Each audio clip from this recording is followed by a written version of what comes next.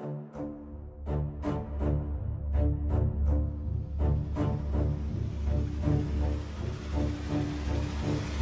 West Coast swing makes its final turn to the closer of a grueling three-race stint to a venue of fable and legend that lives on virtually, that could give anyone a chance to become the fourth different winner of 2025. It's another classic Auto Club Speedway in Sim welcomes the Droppin the Hammah Cup Series as we bring you coverage of race number 4 in this 2025 inaugural DTH Cup Series season. And as always, happy that you're joining us on the KBueno Racing Network and the broadcast booth. We're alongside Francisco Bacalhau. I'm Kenneth Bueno. Francisco, we have gone through 2 West Coast races that have brought us a ton of action already. We started it off at the virtual Las Vegas Motor Speedway. Lawson Field took the win. We went over to Phoenix just last Sunday. We had plenty of fireworks there. And the topic right now, who can stop Drinkin' Bros Racing? They've won the last 2 as the series heads over to Fontana. Happy to be here on the virtual Auto Club Speedway, and what do you know, Drinkin' Bros Racing up there winning races is not a shocker to us on many different occasions, and they're going to try and go for the three-peat. We had Lawson Pio get the win at Las Vegas. Eric Schaefer got the victory over at the Phoenix Raceway last week, and now somebody's looking to see if they can join DBR in the sweep of the West Coast swing. Yeah, they've been very strong over the last several weeks, and as we further step into this 2025 inaugural season, we end up at a lot of different racetracks. We mentioned just how diverse the schedule is from the beginning of the season at Daytona up until race number 7, which is only slowly getting up to us. That'll be at New Hampshire Motor Speedway before we get our proper all-star break in at the virtual Martinsville Speedway, which will be a lot of fun in its own right. But for right now, we're dealing with who can stand out, which drivers are the most consistent, and who can punch their way into the playoffs as we see it. Only a couple of drivers have been able to do that so far, only the likes of 3. We haven't had a repeat winner yet in 2025. So as you look down the schedule, our first mile-and-a-half race since Las Vegas will be next up after this one. It'll be Chicagoland. We'll go road course racing in Elkhart Lake, Wisconsin at Road America. And then, of course, that Loudon race that'll take us into the All-Star break. So we'll be diving into a lot of those storylines over the course of the season, which drivers stand out, but we've already seen plenty. Category 5 Esports, they had many stage wins, many strong performances. That does include last week, even though it fell short at Phoenix Raceway last Sunday. But we'll keep an eye on them. We'll keep an eye on Drinkin' Bros Racing, and who else can make a surprise appearance here at Auto Club Speedway. Let's get a moment to talk about what happened last week, though, and that was at Phoenix Raceway, the 1-miler in Avondale, Arizona, our first proper short track race of the season. Warren Kyle Keith took us to the green flag alongside Zachary Hall. Already seeing drama in the opening lap through turns 1 and 2. Francisco Ross Harlow getting a nab from Stephen Harlow going sideways. The field gets around him cleanly and we stay green, but we had plenty of great racing to talk about over the course of the night. Early portion of the race definitely had its fair share of drama, and we had some relatively different pit strategies occurring here. We see the end of the stage caution right there, and a tight battle for the final position. It was Eric Schaefer trying to close up to the back of the 71 and just couldn't get there in time, and that was for the P10 position. Right here off the restart, 3 wide, Lawson P on the inside. Yeah, Lawson looking down low. This wouldn't be the last that we'd see out of Drinkin' Bros Racing trying to tally for the race lead. This was the look 3 wide, and through the dogleg, Cedric Hunter getting a little too aggressive into the inside wall. Nearly Chris Cabot gets in there. That was the kickstarter of a pretty big crash that independently took place at the exit of turn 2, but plenty of those brought out some of those cautions later in the race. This was the first look at Eric Schaefer getting to the front of his field over the teammate, then winning stage number 2 at lap number 120 via the great battle behind him inside the top 10 after Schaefer had just missed out at the exit of stage number 1 and fell short to Richard Modris. This was Rongich and Peel going side by side. Rongich in his first career start definitely impressed a ton, but the new challenger emerged. Stephen Harlow showed up inside 20 laps to go, fastest over the long run, but a caution would come out from there on out. Brad Fulham, the Canadian, sideways off of turn number 4, brought the yellow flag. Field came down pit road, and it was an absolute dogfight between Eric Schaefer and Stephen Harlow. No match for Harlow, though. Got close in the final laps. Schaefer was able to hang on to capture his first career Droppin the Hammah Cup Series victory. That does make it 2 in a row for the Drinkin' Bros Racing squad after Schaefer stole a stage earlier on in the race. So that's someone we'll watch after over the course of tonight, and we know that Schaefer not necessarily is a big race king when it comes to these bigger tracks. He's very good at the short tracks, but obviously Drinkin' Bros Racing is on fire. It's more like anyone needs to find a way to stop them and get a checkered flag to become the 4th different winner. And you know, Kenneth, as that morning went on, because the race was in a morning session, the track continued to get warmer, and that certainly helped the 11 get better in that race with the warmer track conditions. And him and Eric Schaefer were definitely going to be the ones to fight there for that win, and you saw that caution came out. Schaefer was just able to hold off there on the restart. But why don't we take a look at this week's race track here, the Auto Club Speedway, no longer with us in real life. It has been completely demolished at this point, and it's so unfortunate because this is such a great racetrack. 2 miles in length, turns 1 and 2 with 14 degrees of banking in both ends of the racetrack. And why don't I give you a lap around this racetrack so you can just see for yourself what it looks like to go around this racetrack. Here you see the entrance to turn 1. You want to be right up against the wall, and you don't really want to get all the way to the bottom, certainly not in the beginning. You kind of want to diamond the corner a little bit and get a lane off the bottom as you get towards the exit set up for this long back straightaway. It seems to go on forever, and it's extremely bumpy. That could come into play at some point in this race. And then 3 and 4, you have many options. You could go right up against the wall, or you can put it right down here on the bottom like I did on this particular lap, and anything works, Kenneth, but we'll see these guys try to protect the draft, and you can see that all night long, just how loose I was off course.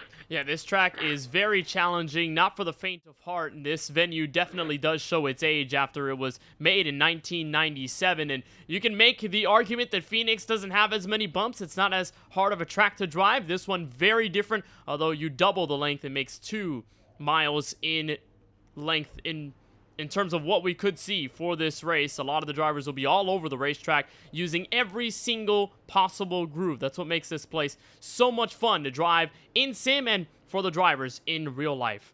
The drivers are right behind the iRacing official pace car, so we will take you trackside and give you the starting grid for tonight's 4th race of the 2025 season from the virtual Auto Club Speedway. And for the first time this year, Alex Muscarella grabs the pole with a 40.190. He's got the man who's captured the last 2 poles prior to this, Warren Kyle Keith. Another front row start, 3rd week in a row. We see that number 78 machine on the front row looking for the green flag. Steven Stepien, the Methuen, Massachusetts native, will take his Chevrolet from position number 3. Phoenix winner Eric Schaefer will line up on the outside of the 2nd row in P4. Justin Earp for TOW Racing will be 5th. Jason Anderson back in P6, the rookie. And you can exactly tell just how wide this racetrack is as the field enters a 5-wide salute. Just wonderful to see across this 2-mile oval as we'll continue to take a look down at that starting grid. Everyone in solidarity here at the Auto Club Speedway. We'll talk about the details of what is exactly going on and the tributes that we'll make over the course of tonight's race as we move forward on our coverage from the KBueno Racing Network. But tons of heavy hitters at the back end of this field. This is the back end of the top 15. Kip Easley and Craig Parks, 2 of those Drinkin' Bros Racing Chevrolets. Chris Progar, the fellow league owner. Justin Hendry, near the checkered flag win at Daytona to kick off the season. And then we continue looking back. Lawson Peel will start this race further back in 18th place. Brandon Banks in 19th. Zachary Hall in P20. As we'll take a look at the final drivers in this 27-car field from Auto Club Speedway. Plenty of big names back there. Chris Cabot, who had been fast over the course of the season, he's back there. Robert A. Moyer Jr., Kevin Roy back in row number 13. And Eric Stewart, the Canadian, will bring us the end of the 27-car field from Fontana, California. Well, Francisco, let's get into our SK Sim Racing race analysis. What is this one all about? Well, it's going to be a long one here tonight. We got 150 total laps for 300 miles around the Auto Club Speedway. Tires are going to be a major topic of discussion. This racetrack is extremely abrasive. It'll eat the tires up, much like Atlanta, much like Homestead, much like Darlington. So tires extremely valuable. You can't take them every single time, but you just might have to hold a good position. The stage is 45 laps each before the final lap of 60 stages, or 60 laps. If going to be the potential for drivers to try and make each of the stages an entire way on fuel. They have a good chance of being able to do that happen, but it's going to be a little bit close for comfort. It is going to be a long one, though. 300 miles in total, about the length of a NASCAR Xfinity Series race, but it is very long. Drivers will have to challenge themselves and get themselves ready on the strategy, with the first 45 laps taking place to kick off stage number 1. It's race number 5 of this 2025 season. Alex Muscarella shares the front row with Warren Kyle Keith. Green flag from Auto Club Speedway.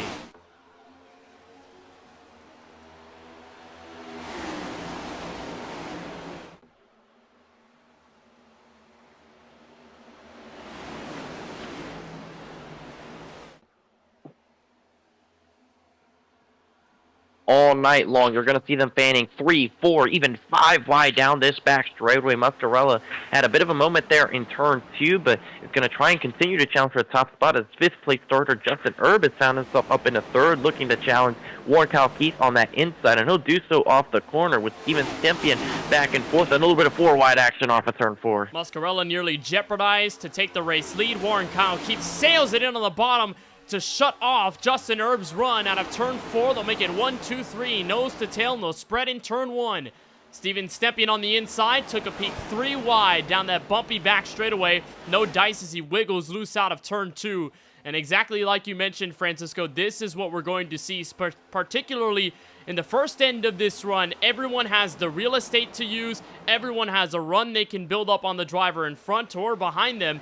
And so it's a matter of how can you parlay that into a run for the race lead, although we've seen how difficult it is to properly make passes if you are not in the draft. There's Warren Kyle Keith taking a look down the inside, possibly a move regretted though. Justin Erb will take Steven Stempian with him in tow. 1, 2, 3, 4 in turn 1.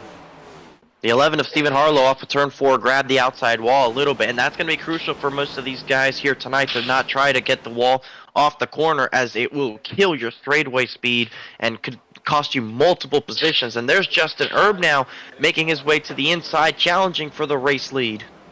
You'll look down low. Justin Erb for TOW Racing takes command at lap number 3, and now Muscarella in the middle of potentially 3 abreast. Warren Kyle Keith looking down on the inside, unfortunately could not make the move happen, and Steven Stempian will take a look down low. So although Parker Bland goes for a spin through the infield. Oh, and there goes Bland through the grass. Can she save it? For right now, we throw the yellow now as Bland hits the pavement near the outside wall. The UPS Toyota Camry in trouble. No damage to her Toyota Camry for the most part.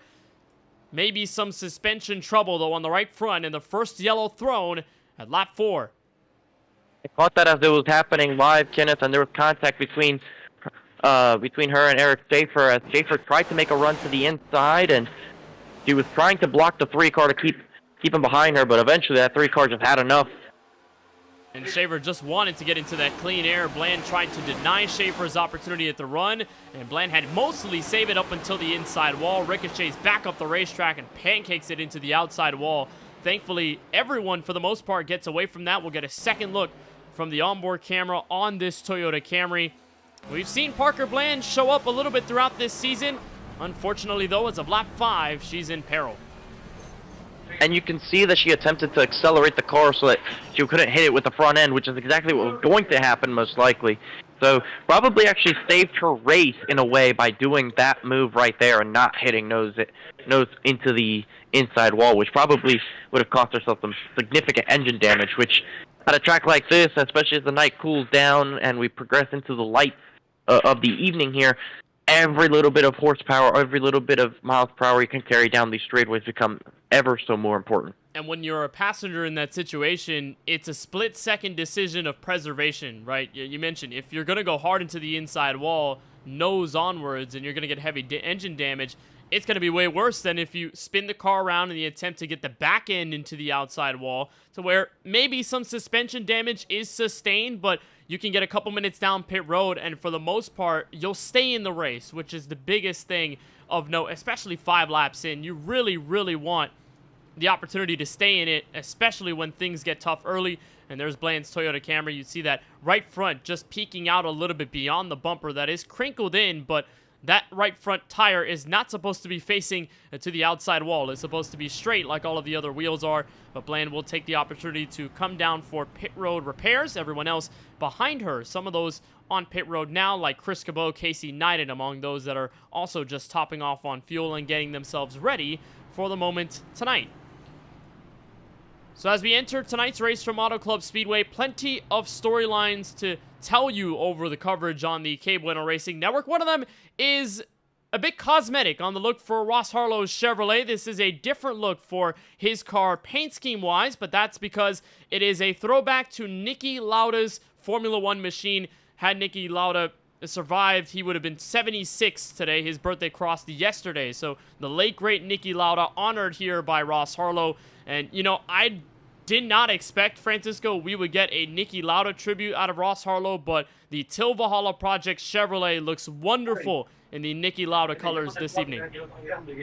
Yeah, just unfortunate to lose such a great like Niki Lauda was, and you see Harlow making some communications there with his team right now as we speak, getting ready for this restart. And, you know, obviously we're way too young to have ever watched Niki Lauda race in Formula One, Kenneth, but there, I mean, I've seen the Rush movie. Rush, it looks pretty fantastic. Chris Hemsworth and a good lineup of cast that made that movie possible, and it really portrayed the rivalry between James Hunt and Niki Lauda at that time, and just and the incredible impact Niki Lauda even had after he retired with the Mercedes Formula One team. He was a crucial factor in them being able to win all those Constructors' Championships consecutively. So Niki Lauda, obviously on the track in the race car, was a big effort to win those Drivers' Championships with Ferrari and McLaren back in the day, but also even helping Mercedes in the modern times. And also crucial in building the Formula One sport throughout the 70s, a very big time for those personalities in the sport to shine. And Lauda, so talented behind the wheel, you would have just had to see it in person to see how wonderful Lauda was behind the wheel of a race car. And unfortunately, Lauda has not been able to, you know, he didn't survive past the injuries sustained in the crash. And, you know, we're just honoring him tonight with Niki Lauda's colors on Ross Harlow's Chevrolet. He's going to be on the outside of row number 4. Going to be in 7th place. His best finish this season, 5th at the World Center of Racing Daytona to kick off the 2025 year. He'll try to get back on track with everyone else in front. Not as much in terms of shuffling through the field, apart from the 1st and 2nd place cars. Muscarella had started up front, had led the couple of laps early. Justin Erb challenged him for the spot and ended up rescinding it by the time the yellow flag came out, with Parker Bland spinning down the front straightaway. She's all the way at the back end of the field with that Toyota Camry mostly repaired. So the two Chevrolets, the DTH car of Muscarella, the TOW racing machine of Justin Erb, take the green flag restart for the first time at lap number 8. Erb gets away by a car length or 2. Muscarella pushed by Stempian to turn 1. And you see a little bit further back, Jason Anderson was all the way at the bottom going into turn 1, trying to see if he can make some kind of a move on Eric Schaefer, it appears, and he's going to be side by side now with the 45 of Cedric Hunter. As when you get multiple cars on your outside like that, how the 92 has on himself, it is just a freight train, and just on the straightaway alone, you lose 3-4 spots just from the line of cars lined up on your outside, and now Cedric Hunter might have that happen to him right now, all 4. Yeah, when you're on the inside, if you do not find the driver to help you, you're basically in no man's land, and for Hunter, the Hello Kitty pink machine on the inside of what's 3 right now, absolutely no help, and Schaefer finds a bit of that space to sit in right behind Stephen Harlow, right in front of the Taco Bell Chevrolet. That's Jason Anderson. And Hunter continues his place. But this is the magic of a place like Auto Club Speedway, is that while, yes, draft is so heavily dependent on in this type of race, you can make up ground in the middle of the corners. This track does rely on a bit of tire saving because this track surface is so rough, and you're giving big loads to the right front tires. Contact on the outside. Chris Progar and Eric Schaefer banging doors off turn 4. Eric Schaefer has not been hesitant to get physical here already this evening on lap 10 of this race. And there's a teammate, Lawson Peel, who these are the two that have won the last couple of races. Lawson started back in the 18th position, is currently running 14th. Look at the swarm of cars immediately around him. Some 3 wide action just in front of him. He's trying to just make sure he can settle in and see what kind of moves he can do on the outside. You know, we saw Drinkin' Bros Racing climb up through the field last week at Phoenix. We mentioned how Eric Schaefer was just shy of a points-paying position at the end of Stage 1 in Arizona. Finished in 11th right behind Richard Modrich's Chevrolet, and we did not see Lawson Peel all that much. But then the second half of the race came around, and those two Chevrolets were brought to life so fast at the end of it, and super, super potent over the long run. So although the starting positions haven't reflected the outright performance of these Chevrolets, you always got to watch for them over the course of the race, as we'll keep an eye on Peel, who currently sits in P15, did not run a qualifying lap earlier on in the session, while Schaefer did. He's a bit further up the road. Still, both of them trying to climb up to this man right here, Alex Muscarella and Justin Erb. Those two Chevrolets have pulled away, and Erb now about 0.3 of a second away from Muscarella's car, and everyone, it appears through most of the top 10, have single filed out. So already the disparity is taking place as the tires have warmed up and things have gotten a little bit squirrely on the inside of the race cars. Justin Erb doing a great job of taking control, leading some laps early at lap 12. And he's not under immediate pressure by anybody behind him at the moment, so he can kind of take an opportunity to not push the tires to their absolute limit and still keep a little bit of tire life towards the end of the stage. We've seen countless times already in the short portion of the season, Kenneth, how drivers will attack on the early portion of the stage, get those leads, but at the end of the stage, they get ran down and they don't end up winning that stage. As someone who saves their tires, because of the way the stages are set up so that you don't have to pit, it's just a fuel run. You really have to save your tires and make it last the whole stage. And right now, looking back at this battle for third, Chris Progar in the 7 has found himself up inside the top 3, got past both Steven Stemping and Warren Kyle Keith off of turn 2. We saw him get by Schaefer via an outside move, a 3 wide that nearly didn't work at the exit of turn 4. About some damage for both of those cars, but Progar making his moves early and getting himself in the spotlight. But a good point you made there about tire saving. Lots of drivers learned that lesson the hard way at Las Vegas a couple of weeks ago, where we saw, you know, guys like Warren Kyle Keith or Chris Cabot stand out amongst the field, was basically the sore thumb, and had led the race by over a second and a half. But as soon as you stepped into lap 25, lap 30, the gap started to close little by little, and then you saw Cedric Hunter, Zachary Hall, they took over as the tires continued to wear down. So it's really a game of tire saving. Even though you feel that fuel is in the game, you go a 45 lap stage, you know on 100% fuel you can make it until the end. So you got to be wary of what you do behind the wheel of the race car, and that is demonstrative of what we've seen over the first bit of this run. And here comes Muscarella, second breath of life out of turn 4. We'll dive to the inside, avoid the potential side draft from Justin Erb. And the good news for Muscarella here, Francisco, is that there's nobody right behind Erb to give him drafting assistance. At least Chris Progar is within a bit of a gap, but it's about 0.4 of a second, and Muscarella capitalizes, takes the race lead off turn 2. But the 20 can't cross this over. He's going to have a little bit of a run going into turn 3, especially now with this draft. He's going to get to the tail of 48, but not really make a move right now. We're going to see the 20 continue to run that outer groove to try and see if he can build a run towards the front straightaway. But Chris Progar in the 7 has joined the party. He has picked up a ton of pace over these last 15, and although we only had one yellow flag to break the action up, Chris Progar has not missed a beat. He'll touch on in the back end of Justin Erb's Chevrolet. Those are two of the TOW Racing teammates, so this is a proper chance for Justin Erb to strike back and for TOW Racing to take control on both ends. The onboard look from Progar at the exit of turn 2. And you see they're all nose to tail right now, hoping to, I guess, not really make any moves. I'm not sure if this is part of the tire saving strategy, that they're not being too aggressive with the moves to the top spot, but that probably is it. They probably want to break a little bit more of a gap because, well, as soon as I say that, there goes Justin Erb to the bottom, and Chris Progar is going to help him try to push the 20 clear. Here comes Justin Erb down low. No help on the outside for Muscarella's Lowe's Chevrolet, but the saving grace is that 4th place car, Steven Stempien, who is teammates with Muscarella, and they all have pulled away soundly from the rest of the field. Muscarella once more. He'll go to the inside. Bit of a wiggle right in front to shut the door on Chris Progar and give his teammate Stempien a chance to the inside for the podium. Wonderful racing we're seeing over the first 17.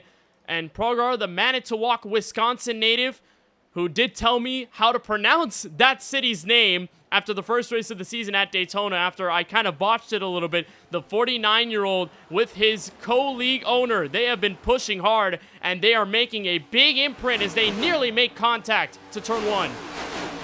Yeah, they pulled away to over a second clear of the 5th place runner right now of Warren Kyle Keith, and Progar had a moment off of turn 2, and there's Muscarella sideways. Might have had help from the 88, but regardless of that, an incredible save from Alex Muscarella to keep it going in the P4 position. As looking a little bit further back right now is Lawson Peel looking to make a move on Justin Hendry to break into the top 10. Just on the outskirts of that top 10 spot, P11 right now. If we were to end the stage right now, he would not have a points-paying position. It's Justin Hendry who's got that singular point in his back pocket as we see it, but plenty of closeness around that back marker area of the field. And behind Warren Kyle Keith, there is a plethora of cars sitting right behind. Nobody is willing to fight. And if you are any one of these top 4, Francisco, like we've seen at Las Vegas and like we've seen a bit at Phoenix, if you do stay up front by a lot, by a pretty large margin, your chances of falling off throughout the later portions of the run stand significantly high. Are you worried if you are any of those drivers? I don't know. It's still pretty early as there's the 92 sending it through the middle to try and get position on the 78 who's going to just get around him on the outside again.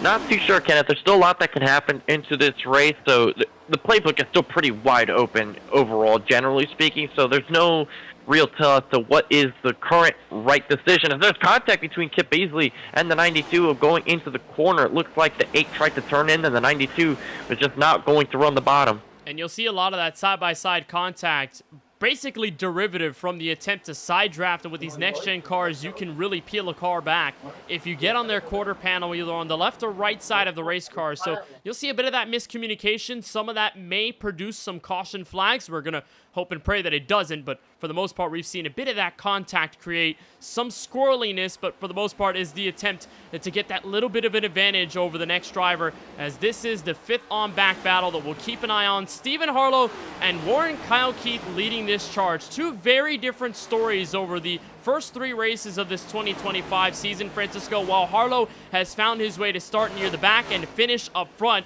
Warren Kyle Keith has won the last 2 consecutive pole awards in this series and only has an average finish of 13.5. So these are 2 guys that are learning their own way throughout this season. Harlow just a car short of the win at Phoenix Raceway last week, and he's up into the top 5 now.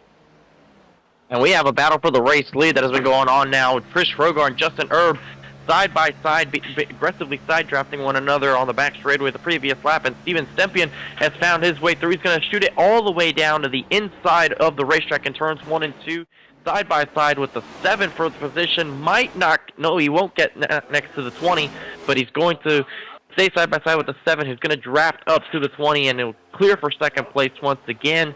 So this is a awesome yo-yo effect we're seeing here with this top 4 now, a second and a half ahead of 5th place runner Stephen Harlow. And to just touch base with what you said on Warren Kyle Keith, Kenneth, yes, he has shown a lot of pace, so 4-name has, but just not really been there for him in the races. Las Vegas was a great example. He definitely had a fast car at the 1.5 mile in Nevada, but just wasn't really able to carry that speed on through the long enough run, through the caution flags of the 3rd stage, and unfortunately for him, it resulted in a not-so-good finish that he desired. Wasn't a bad race, though, at Las Vegas. Only 10th place, but Phoenix definitely treated him worse. 17th is where he ended up in that race after leading a ton of laps. Him and Rongich going toe-to-toe for the race lead. Warren Kyle Keith taking that first stage away, and the St. Augustine, Florida native, who had been one of the main standouts of the former Sunoco Cup Series, is trying to put his name in the DTH Cup Series record books early on, but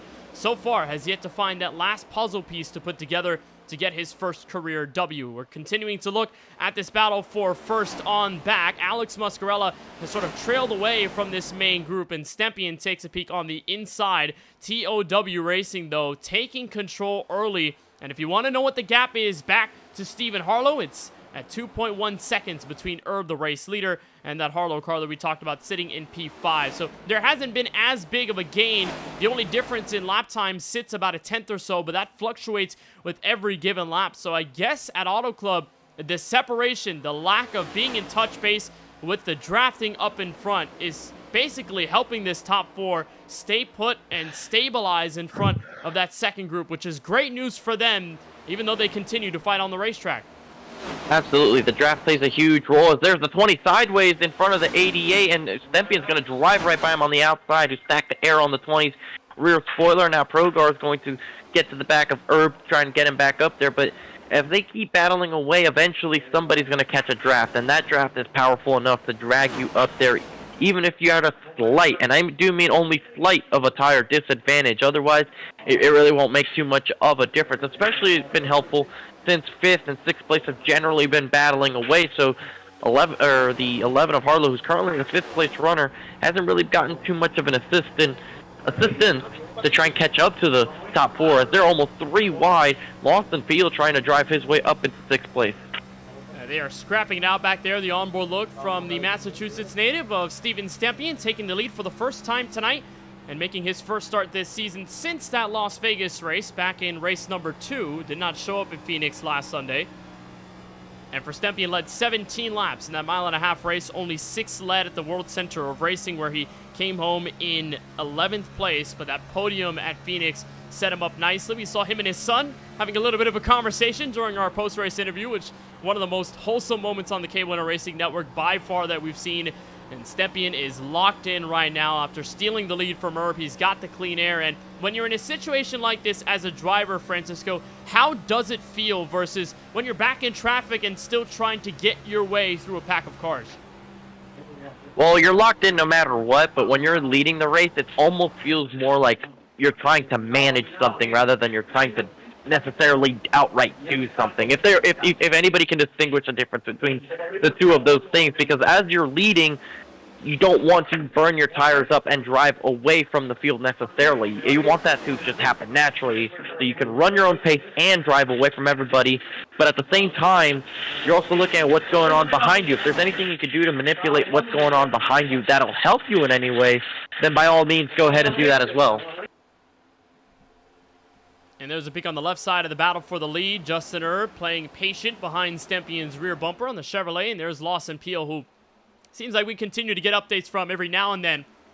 But his progression from the field is noteworthy. It's something that Lawson as a driver is so talented at. We've discussed that on end as we get 3 wide right behind. This may get sketchy. Jason Anderson in the middle of 3 abreast. Eric Schaefer, Cedric Hunter among those, all over the place to turn 1. And there's the dive by Peel on Warren Kyle Keith, who has been loyal to the outside since lap 1, and Peel's going to slide up right in front of him. He'll get right in front, and remember, Warren Kyle Keith, Stephen Harlow had basically played 4th and 5th fiddle for most of this race, and they had been leading that second pack. Lawson Peel now takes control as the other look at the front has Justin Herb commanding the field. Alex Muscarella, Chris Progar will go at it, and the gap is closing in the second half of this first stage from Fontana, California. We mentioned how 1st through 5th, the gap was 2.1 seconds. It's down to 1.6 and shrinking. So whatever this second pack is doing, they have definitely benefited off of this run. And with 15 to go in the stage, plenty of time to make an inroads on everybody that's been commanding the rhythm of this race over the first 30. I think we'll correct you there on Kenneth on saying that the second pack was catching up. I think it's specifically this 9 car that is driving up there. He got to the front of the second pack and is slowly starting to drive away from the second group. You see him there basically on an island on his own, as Eric Schaefer is also now moving up into the 7th position to see if he can challenge up to Warren Kyle Keith. But Lawson Peel, if he keeps this up and is able to save a little bit more tire, he's going to catch up eventually to your top 4 as they just continue to do battle. As now the 88 once again has a run on the 20. These are all main characters from the first several races of this season, particularly post-Daytona from Las Vegas and Phoenix. Every one of these drivers on the outskirts of the top 5 and on this latter half of the top 10 have shared a perspective up front. Eric Schaefer, the winner from last week's race. Warren Kyle Keith, we mentioned those. Oh, Justin Herb goes for a spin. Oh, there's Justin Herb down into the grass, and he saves it right before the pit road wall begins. Down pit road, he escapes damageless. But the TOW Racing machine, who spent a bulk of the race leading, is now dead in the water from track position as Stempien takes control. And here's the replay of what happened. Justin Erb was leading, and you're going to see going into turn 3, I'm not sure if this was air from the 88 that got the 20 loose, but he gets sideways going over those bumps. You see the bumps right there, gets him loose. Stempien's loose as well, and just never really able to fully recover it up until here. Just a fantastic job to miss the pit road wall and not spin out. He's going to end up in the 20th position as they run right now. He's behind the 28 of Casey Knighton, ahead of the 23 of Zachary Hall, but unfortunately for Erb, he's no longer going to probably be in contention for stage points should we stay green. It's near a death sentence if you don't find yourself with a yellow flag in the next several laps. So Justin Erb, he'll get some benefits of leading laps early, but obviously the mistake sends him out of turn 4. And I think he can count his blessings that he didn't encounter the head-on collision with that pit road attenuator, because it is a nasty hit. You could easily flip the car over and over if you get it at the right angle. And so Erb did a wonderful job at saving his Chevrolet from complete catastrophe to bring out our second caution for on-track incident. You mentioned Lawson Peel's swift move through the field, and here he is, sitting back and forth, chasing down Alex Muscarella, and he's got the purview of the race leader as Chris Progar and Muscarella take the high skies up the banking here at Auto Club Speedway. Lawson Peel has saved his stuff for this moment, and he's nearly 4/10 faster than the race leader the last time by. And looks like the pack was able to take advantage and catch up as well, because Cedric Hunter now and Warren Kyle Keith have cruised up there into this battle as well. So it won't be just Lawson Peel trying to take away the position. You have the 78 of Warren Kyle Keith, who's ran the outside, interestingly enough, the entire way through, and he's driven his way back up there. Lawson Peel on the inside is going to try to side draft the 48, but Warren Kyle Keith is going to push him out. And this is one of those tracks, Francisco, where you can run that final lane right up against the outside boards and save some sort of tire. A lot of times at the 1.5 miles and some of the others as Muscarella slides the Chevrolet around nearly sideways. He's trying to lock it up and save it. He does. He'll keep the Chevrolet intact, and we will run the risk of another yellow flag coming out as Zachary Hall nearly found himself head-on into the rear bumper of Muscarella's Chevrolet and somehow will stay green. But to finish my point there, the outside at Auto Club, a place where you can save a bit of tires in comparison to some of the others, but Muscarella had burned up every bit of the Goodyear Eagles as Lawson Peel takes a peek down low. Race lead look in turn 1. Let's see what happened to Muscarella here, who was on the inside of the 7 of Progar going into the corner. So he doesn't have a lot of air here. He's turning down the racetrack, and he gets loose right around here, probably trying to go full throttle. Does a great job right here of locking it down and not trying to spin the car out, but it just continues to wiggle on him. You see with the old tires, tried to put throttle in, and it was almost about to spin again. Almost hit Zachary Hall, but was able to keep it going, and in a worse situation than the 17, or excuse me, the Chris Progar actually had something happen to him. He's down in 12th.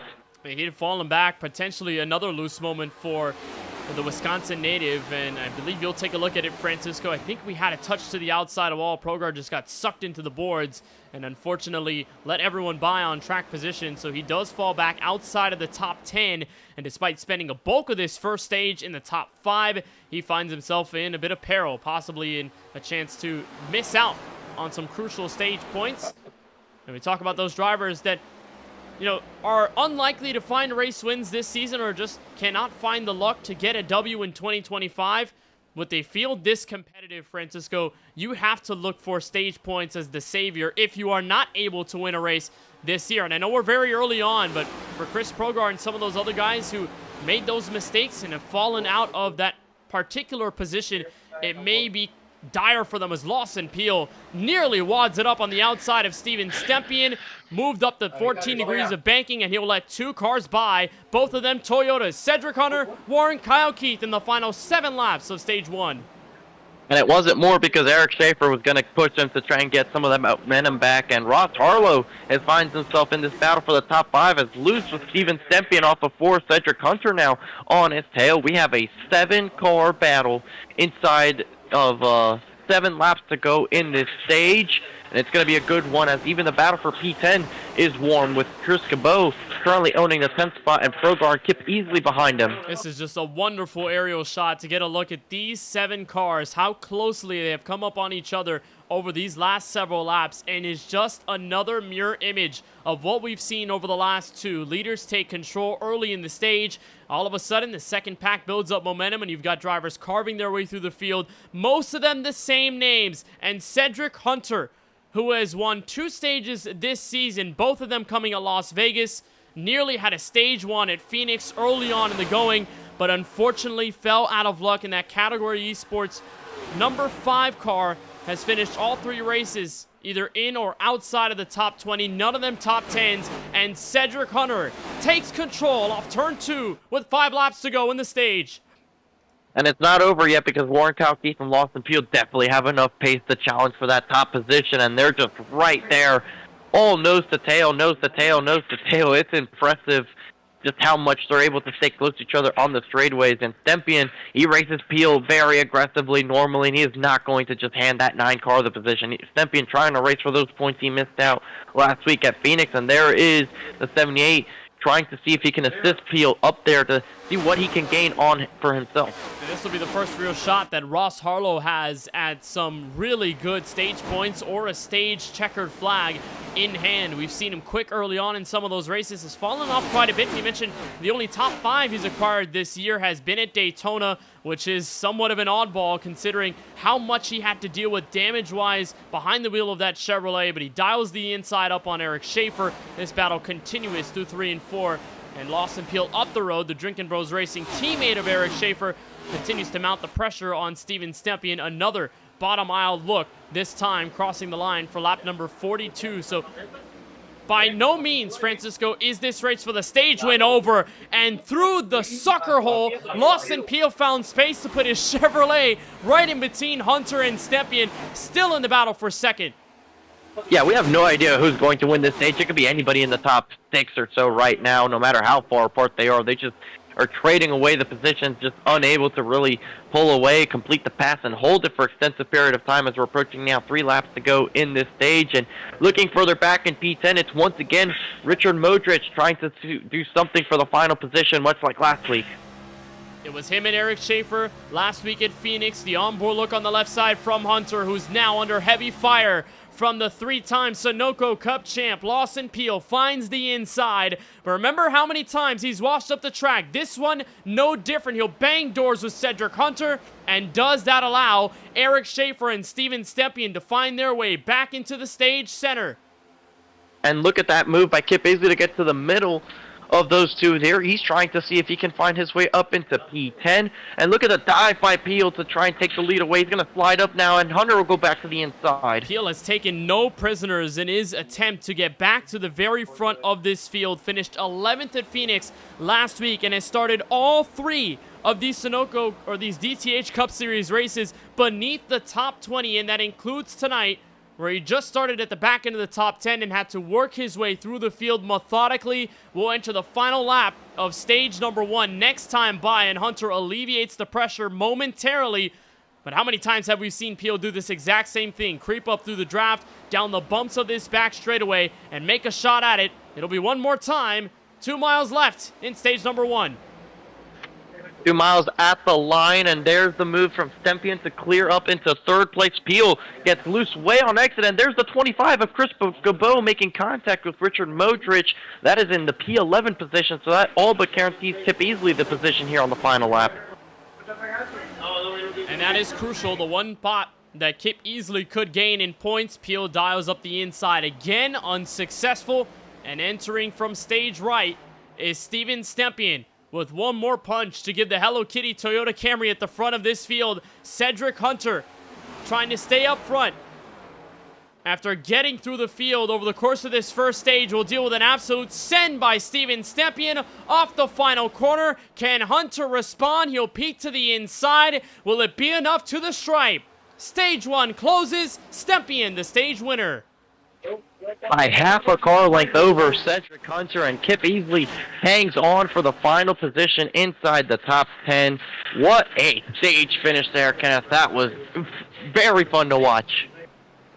And while Cedric Hunter thought he may have had the stage won, Steven Stempien made the move for second and said, I'm going to throw all the marbles out there in 3 and 4, sent it up the racetrack, and in wonderful fashion to stave off Cedric Hunter's last-ditch effort. Stempien takes away his second stage W of this 2025 Droppin the Hammah Cup Series season, and doing it in good spirits with a beautiful car in tow. It is a brand new Droppin the Hammah Chevrolet designed by Splashing O Graphics and the GOAT Cosmin. So he will take the start-finish line. We'll have everyone dialed up for stage number 1. And we'll get pit stops shortly as everyone will try to pick up the iRacing official pace car. And just again, Francisco, the storyline is save your tires early. It doesn't matter what track position you fall into over the first 25 laps, because all of a sudden you can find that fire to get right back into the game, rear yourself into a great stage position. And for Steven Stempien, Lawson Peel, both of them in 2 different attempts to get to the front, along with Cedric Hunter, who had also moved his way through, the Canadian sitting second. Wonderful efforts by all 3 of them to take control of this race late in the stage and grab some well-needed points.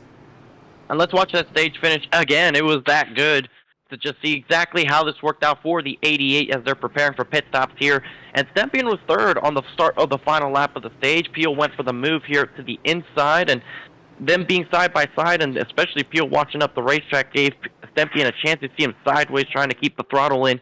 Pushes Peel up into it to force him into a situation, and then goes to the inside, has the forward momentum. Hunter decides he's going to protect the outside here so that Stempien can't get a run, ascend here to the bottom, and it accelerates mid-corner, has to go up the racetrack, and I'm telling you, that is inches he was clear of Hunter, and Hunter definitely decided to not be too aggressive for the stage win, but what a finish there for Steven Stempien. Well, Francisco, you nearly saw all 3 of them take the outside wall with them at the exit of turn 4. Hunter was nearly a tank slap away from getting himself out of contention for the win, but found the momentum right at the exit of the corner. And how dangerous we've seen those runs develop. If you don't have even drafting help, you can still make a run at it. As here comes the run off pit road. No clear, concise winner until the line. And Steven Stempien will take it over Cedric Hunter, Lawson Peel, the top 3 off of pit lane. The only driver to stay out, the only Ford Mustang of this field tonight, Timothy Stubblefield, the checkered flag holder from the virtual Daytona International Speedway.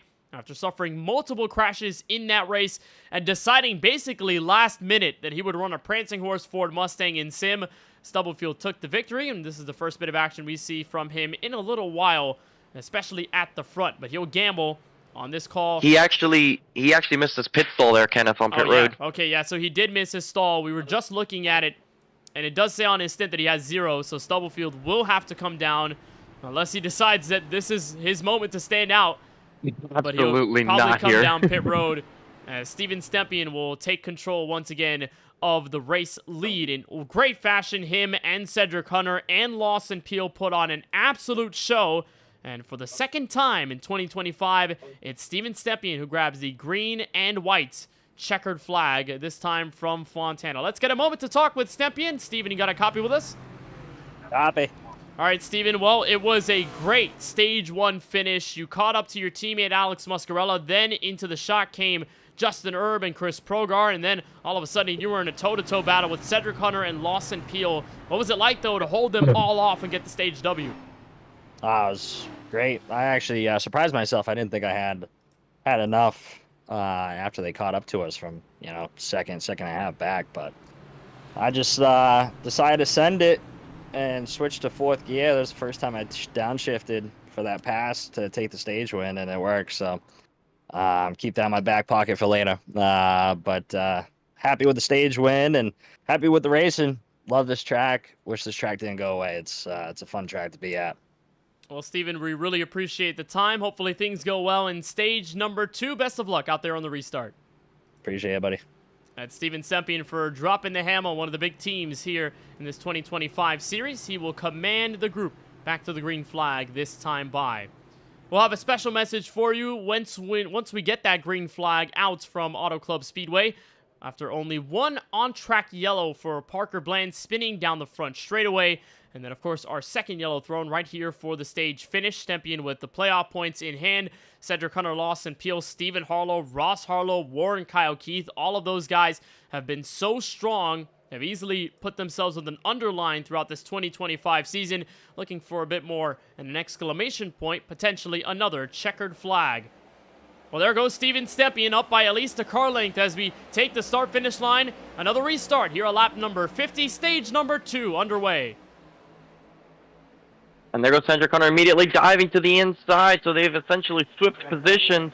And Cedric Hunter almost gets clear in the center of the corner, but Stepien gets the run off of 2, and now Lawson Peel's going to jump to the outside here, and he's going to have some help from the 11, and they're all going to try to freight train past this 45. He'll peek to the inside. Hunter in the battle for second. There's Warren Kyle Keith, who showed off a little bit at the beginning of the first stage in this race. Now in that toe-to-toe battle with the Virtual 11 Chevrolet of Stephen Harlow trying to make an effort down low. And there goes Lawson Peel saying, I want more, to the inside for the race lead in turn 1. And he's got it well ahead of the 88. He is already. Stepien was not looking to try and fight that too much, and there is Stephen Harlow and his number 11 trying to see if he can take second away. And what about the move by Warren Kyle Keith on the outside? Gets cleared up into the 4th position. With every restart as this race goes on, this track is going to continue to cool down, already down to 79 degrees on the track temperature. It is almost 6 o'clock in sim. We'll definitely see the lights up before this race is over. You often talk about the West Coast swing, a lot of these tracks where the temperature is so high, and we were a bit blindsided, Francisco, by the cool weather that took us at Phoenix Raceway just last Sunday, and how odd it was to see the track temperature increase over the session instead of staying hot and then cooling down over the race. Lawson Peel, Warren Kyle Keith continue to battle for the race lead off turn 2. Well, over the last week, we got some really sad news. A good friend of Steven Stepien, Dave Bush, and a loved member of the iRacing community, passed away after a lengthy battle with cancer. I got to call a celebration of life race for him, where a bunch of his friends showed up and had a phenomenal race until the end. That's why, over the course of this season, we'll tribute lap number 53 to Dave Bush and his family. We'll start with tonight.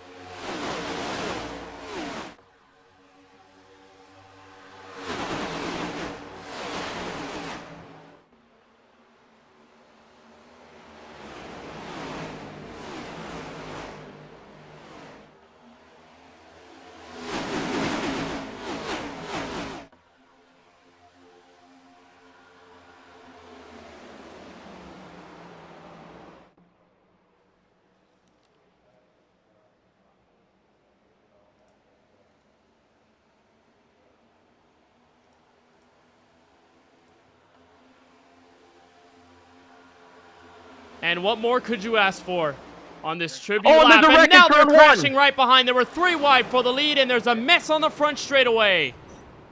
Chris Cabot, Robert A. Moyer Jr., and several others are caught up in our second on-track yellow as they all crashed at the exit of turn 4, some of them nearly 4 wide. And there's the Dizzy Oil Toyota Camry for Chris Cabot. Robert A. Moyer Jr., the freaky fast broadcasting machine, in trouble. Justin Hendry getting a piece of that in turn 1. Here's the replay of what happened, and they were 4 wide indeed off of turn 4. Just, you see a lot of contact starts happening here. Everybody arguing for the same spot. There goes the 85, drifts up into Herb, then again makes some contact, more contact, and that sends them all spinning into each other. The 20 down the track, and then I believe right there the 25 spun down the track to collect the 18 of Robert A. Moyer Jr. because he had that accident miss, and it gets a piece of it there at the end. Unfortunate to see those cars caught up in our biggest crash of the night from Auto Club Speedway. Down that front straightaway, the Mobile, Alabama native of Hendry, the 46-year-old, gets caught up in that late to turn 1. And plenty of those Toyota Camrys getting caught up at the back end of the field. So lots of them will continue to see more green flag laps, hopefully, in this race. A bulk of them escaped without any severe damage. I think the most damage dealt was to Chris Cabot's number 25, who led a ton of laps at Las Vegas Motor Speedway in our first 1.5-mile trip of the season, and has yet to find his footing since then, even though he did finish in P5, or P9 rather, in our last race of the season at Phoenix. 5th, though, at that Las Vegas track that we mentioned in race number 2. So we'll pick up the iRacing official pace car for only the 3rd time tonight, and our second for an on-track incident. Warren Kyle Keith in that all situation took the race lead away. Brandon Banks in second. Lawson Peel back in third. And we had a clean lap number 53. We'll get some pit stops on the way as well. Francisco, looks like Justin Erb picked up some front-end nose damage, and he brings several others down pit road with him. That's his teammate, Chris Progar, in as well. And it's important to note that since stage 1, for the most part, went green, apart from that early caution with a 13 to Parker Bland, most of these guys didn't use their first tire set up until the stage caution, and we ran a couple more laps there, so maybe somebody goes aggressive with the strategy and decides to take tires here, which I don't think it would be a great move, but you never know. They do have, I believe, 4 sets remaining after the stage for a majority of the field, so you don't want to get yourself too short up on those stages, but if you feel that this will give you an opportunity to do better in this stage, then I don't see why not. You know, we haven't seen an alternative call because we went basically green for the near entirety, the better part of stage number 1. Apart from that opening caution with Parker Bland, I mean, it was at the juncture of the race where everyone had told themselves, hey, it's a little too early to come down for tires. We don't want to waste our set so early in the race. So everyone stayed out with the hopes that the stage 1 caution would fly thereafter, which it did.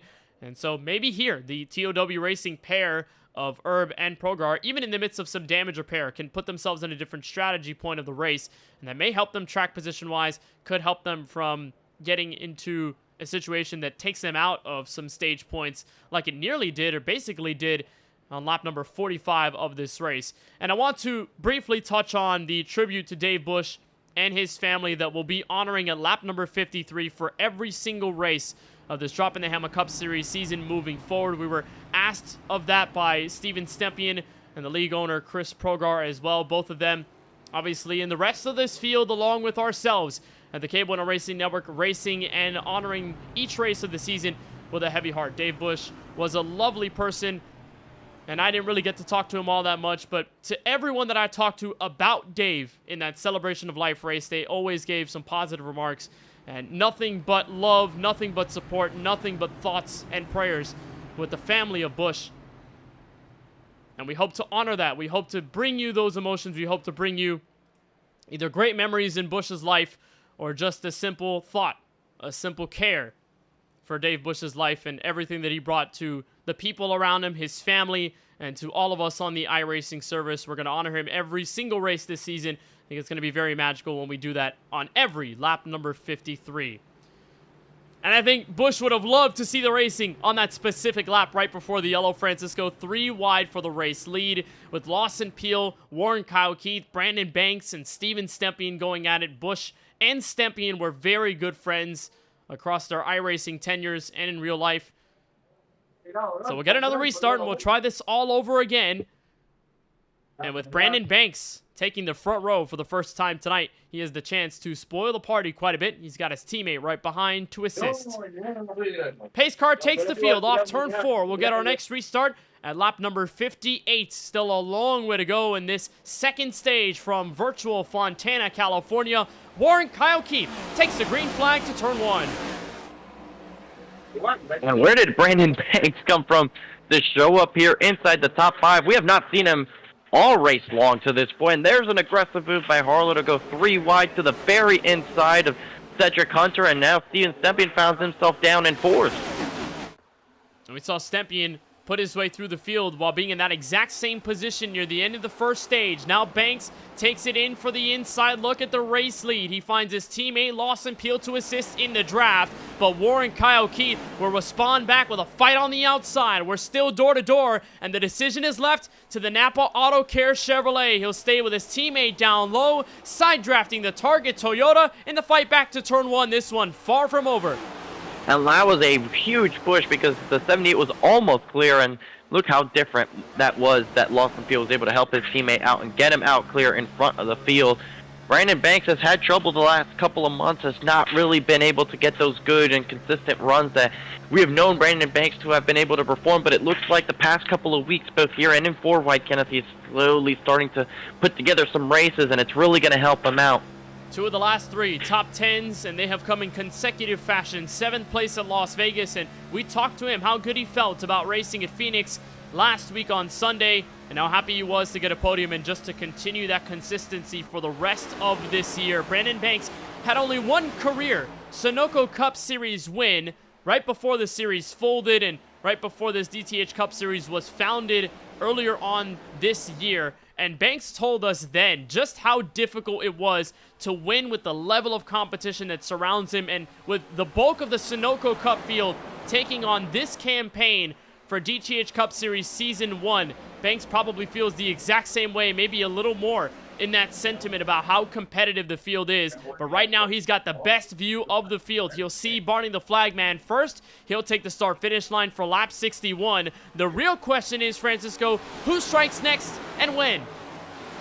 Well, we'll see, but I mean, it is no shocker that both Sunoco and here are as competitive as they are, Kenneth, especially when you think that both of those series have had Lawson Peel and Steven Stempian. Those are some of the more competitive drivers in the entirety of the sim, and obviously they always deliver with multiple race wins and championships, especially Lawson Peel having won 3 straight in the Sunoco Cup Series. That is very impressive on his part, and he's going to try to continue to deliver that as he is in the middle of 3, almost 4 wide, tries to tuck back in. He's fallen down to 6. He has Eric Schaefer on the bottom with Cedric Hunter, and there's another teammate of his, Kip Easley, that is tuned in behind the 9 car, trying to push him back up. Kip Easley slowly is making his way through the top 10. And this perspective gives you the story of what is happening at the heart of this pack. Even though we've seen plenty of runs for the race lead, for second, and even third place, everything that goes on 5th on back is really what is very strenuous for the drivers, potentially very stressful. But we look on board with Kip Easley Chevrolet, tells the story that he's got the teammates around him, and Lawson Peel and Eric Schaefer as they try to chase down the fellow teammate Brandon Banks, who finds himself on the outside of the race battle lead with Steven Stempian, who looks to the inside. And remember, Easley had finished in that final 10th spot at the back end of stage number 1. So he did get that one stage point that could have been used to his benefit, led a ton of laps at the World Center of Racing to kick off 2025, and was taken out of the race win at the final laps of that one. But there could have been a magical moment for Easley, and right now picking up the pace in a nice way. There's Ross Harlow and Steven Stempian, the door-to-door action for second. And the look on Brandon Banks, unsuccessful to hit the reset button and tried one more time. And how about Craig Parks, who's found himself now into this top 10? He's on the outside of Lawson Peel right now, with Stephen Harlow trying to push the 17 past the 9 card. And Lawson Peel on this restart in particular has drifted back just a little bit. He's now trying to hang on just on the edge of the top 10. It seemed as though when this field accordions in the specific way that it does, it can be so hard to move your way up through the field. And there's a look at the bottom right-hand corner of your screen as to what Ross Harlow is seeing from his sim rig. Obviously ahead, he's seeing nothing but clear track. But wonderful stuff for Harlow to take his first lap sled of the night from Auto Club Speedway, and he'll bring Stempian, a good friend of his, on the inside of the racetrack. Into the outside wall goes Warren Kyle Keith at the back end of the speedway, and things are really starting to shape up, Francisco. I mean, this is the point where everyone at this point is trying to gain track position. That's really what it's all about in the midst of the draft. That's why we see so much of the field shake up over these first 5 to 10 laps before things really start to string out. Eventually it does string out even a little bit. Hard into the outside wall. It's Robert A. Moyer Jr.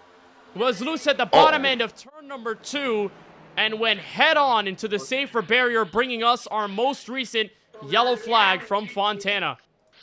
Well, that was a hard hit. You saw the end result right there of the car facing the outside wall.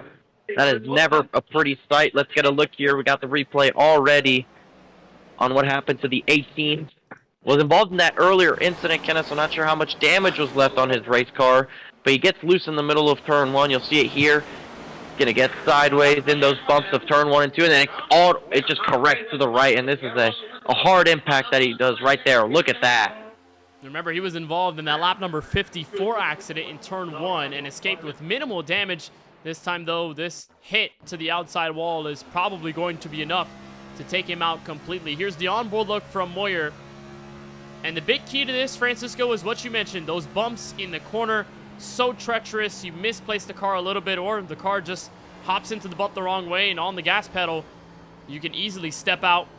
And Moyer got the transition, and then was faced head-on with the wall. And that's probably going to do it for his race. That he towed it, and that is likely because the engine was killed. Yeah, at that point with the car that is damaged as much as that, it's going to be nearly impossible to find yourself. And there it is, split on pit road strategies. by yourself. And you're right, there's the alternative strategy. And you know who's implementing it? The majority of Drinkin' Bros Racing. They are in this time by Ross Harlow, Stempion, WKK, Cedric Hunter, Stephen Harlow, Lawson Peel among those in the top 6 that have stayed out. Everybody from Brandon Banks on back. They're deciding to come in this time. The good chunk of the field that has made their way in, especially some competitive enough race cars that found their way in. We've certainly had enough green flag laps that those tires will make a pretty significant impact on this restart. So there's Banks already on his way out. Schaefer drops the jacks as well, and Schaefer's actually going to beat out his teammate off of pit road. It's going to be DBR first, second, and third off of pit road with Jason Anderson and then Craig Parks and a couple of other cars starting to make their way off of the pit lane now. But seeing where they'll be restarting, Eric Schaefer's currently in the 12th spot. Your top 11 stayed out. Oh boy, Kenneth, we said it at the start of the race. They go 2, 3, 4 wide, even 5 wide sometimes on the back straightaway. I think this is one of those restarts we'll get. Yeah, it may be, but I mean, here at Auto Club, the draft is so heavy that I don't even know, Francisco, if the fresh tires will matter that much until the late part of the run, if we do end up in a long green flag stretch. Because remember at Phoenix last week how tough it was to pass. Even the fresh tire cars had a bit of trouble weaving their way through the field. It did take them a bit of time, and they did make it work, but you know, you put a bad situation in, and 9 times out of 10, some of those drivers may not be able to make those moves, and they wear down those tires. And I think here at Auto Club, you even out the playing field just a little more than you do at Phoenix, where you know things come down to your braking markers and how you roll through the center of the corners, how you dip back into the throttle pedal. Here, it's an all-out brawl over the first 5 to 10 laps here at this 2-mile oval. So I don't know, Francisco, and I don't know if you agree, that these fresh tires may not be that fruitful at the beginning of this run. Even though they could cut their way 3, 4, or 5 wide, I think it may take a little longer before we see them properly at the front of the field if we stay green. They're just going to gain so much time in these corners. They'll have so much more grip that they absolutely will gain time. They'll obviously lose a little bit on down the straightaway if they're not on the outside, but that's just the point, if they're not on the outside. Most of these cars that have stayed out have about 15 or so green flag laps on their tires, and 15 green flag laps here at Auto Club is absolutely a long enough time. So yeah, Ross Harlow, Steven Stempion, they have this front row, but they'll be looking out in their mirror, looking out for that 3 and 5. It's a game of tire discrepancy versus outright track position, and it's a case of who can win over this next stint. Remember, we do go all the way to lap number 90, so once we cross the line, we'll have at least 21 laps to go until the end of our second stage at lap 90, like we said. So there's a look at the SK Sim Racing race analysis just to give you a bit of a refresher as to what we've seen tonight. Those 45 laps counting for stage 1, and the next 45 to lap 90 counting for the second. We go the longest distance at 60 for the tertiary and final stage of the race. So it's Ross Harlow and Steven Stempion. Those share the front row this time by for the next restart at lap number 69. And we've seen plenty of great runs for both of these Chevrolets later on in this going. Can they continue the powerhouse moves? Green flag back in the air to chase to turn 1. Stempion under fire by Hunter. And there goes Warren, Kyle Keith, Stephen Harlow, Lawson Peel in the picture for the top 5. And there goes Schaefer immediately trying to jump to the outside to make some use of those tires. He's going to have Timothy Stubblefield in front of him, trying to push that 94. You can see Schaefer's not looking to go to the inside. Well, he does so now. He goes to the inside of the 94, and let's see what he does here in turns 3 and 4. Just has so much grip. You see Banks, how much grip he has driving to the inside of Muscarella and Kip Easley, who also has tires as Kip Easley. And they're going to try to play this patient as Schaefer takes it 3 wide all the way to the inside as Motrich is all there on the outside with the 94. And you can see this is where the draft is going to hurt the tires. But here in the corner, the 3 car just is able to do so much more, at least give himself the option to do more. He's going to clear the 94 and 4 here off the corner, I would expect. Keep in mind, those fresh tire cars started 11th on back. That's where they came out of pit road from and merged with the rest of this field. So it's not entirely an insurmountable gap because they can easily get their way into the top 10 like you're watching Schaefer try to do here. But like I sort of predicted, it may be a tougher move to the front versus what we'd expect to see on the fresh tires that are basically a difference of about 22 odd laps. And here comes Ross Harlow under fire from Cedric Hunter in the run back to turn 1. Lawson Peel attempting to fire on the inside, looking for 4th place. Warren Kyle Keith, Steven Stepien, Stephen Harlow among those still surviving in the top 7. And how about Zachary Hall, who has spent a ton of laps up at the front in the early portions of this 2025 season. Haven't seen him in the lick of the spotlight tonight, and here he is running 7th. And right behind him is the 3 of Eric Schaefer, who continues to chip in this gap and try to close his way out to the front. And as long as they keep racing each other as aggressively as they are, that's going to help him out. As they see now to the inside of Stephen Harlow, he goes. And Zachary Hall gets clear of that battle. It's Steven Stepien just in front of him. Schaefer's going to gladly take this advantage to try and get into the top 5, and Brandon Banks not too far behind, but Schaefer definitely has made the best ground already as he's up into the 6th spot. As look how they're almost 4 wide off the corner. And to the inside, that's Jason Hastings getting out of harm's way. Had to duck to the apron to make sure he didn't make contact with anybody. And there's Lawson Peel up at the front, peeking underneath the Hello Kitty Camry to the inside. We saw Ross Harlow take control, Steven Stepien in suit. But Lawson Peel, once again, no drafting help off of turn 4. Side drafting on Hunter. We're going to stay even. They make contact to the stripe. Yeah, they're just aggressive with the side draft, trying to make sure nobody gets an advantage. As you see further back, there's Harlow in the 78 now, side by side, as Stepien gets to the outside of Schaefer. Warren Keith loose in front of Schaefer. They're now 3 wide with Kip Easley, Harlow, and Zachary Hall. As the caution flag is waving, trouble in the back. It is Brad Fulham involved in an incident with Jason Hastings. And Hastings' Chevrolet all out of rhythm. Bit of right front damage to the In-N-Out Burger car. And Brad Fulham, the Canadian who had brought out the spin within 16 laps to go at Phoenix last week, it appears may have been involved in this, but for the most part, I think they are both okay. We'll take another look at this and diagnose the exact situation with Hastings that we saw him earlier, Francisco, duck out of line about the last lap and a half ago, getting the entire field through. Lost the track position. They're 3 wide here. That's Justin Hendry loose first. Brad Fulham loose second off the hit from Chris Progar. And there is nowhere for Hastings to go. The luckiest person in all that is Justin Hendry. Him getting loose actually kept him out of that incident. Yeah, he basically got saved by the bell, or in this case, saved by the spin. As we got an onboard look from Hastings. So he watches those Camrys go side by side. Chris Progar at the top end of the speedway. You'll see that pink and white Camry whoa up. RTR car gets sideways, and then Fulham just makes a slight contact with Chris Progar and gets him out of shape. And, you know, Hastings is already in that lane particularly, so there is really nowhere for him to go at the end of that. So he will pick up the rest of this field. We will be back under the yellow flag here at lap number 74. Cedric Hunter Kenneth is the race leader as of right now, Francisco, as we see drivers on pit road potentially. Nope, faking. They're faking it. Once in a while you see that. Sometimes the drivers will fake it onto pit road, try to see if someone bites. It never really works. I've never seen an instance where it does work. But I wanted to ask you, now that I saw the 4-car, I've personally never been to California. I'm not sure about you, but we've definitely both been to In-N-Out Burger. How do you rate it? Honestly, there are 2 different types of people with different reactions when they come to In-N-Out Burger and they eat there. One of the reactions is, oh my goodness, this is amazing. And then the other half says, this is a little overrated. People say it's too good, but it's okay. It's not the best. I'm honestly in that first part, that first category. I tried it when my family and I went to, I believe it was Las Vegas in 2016. And I tried it. I absolutely loved it. The sauce was really good. The fries were great.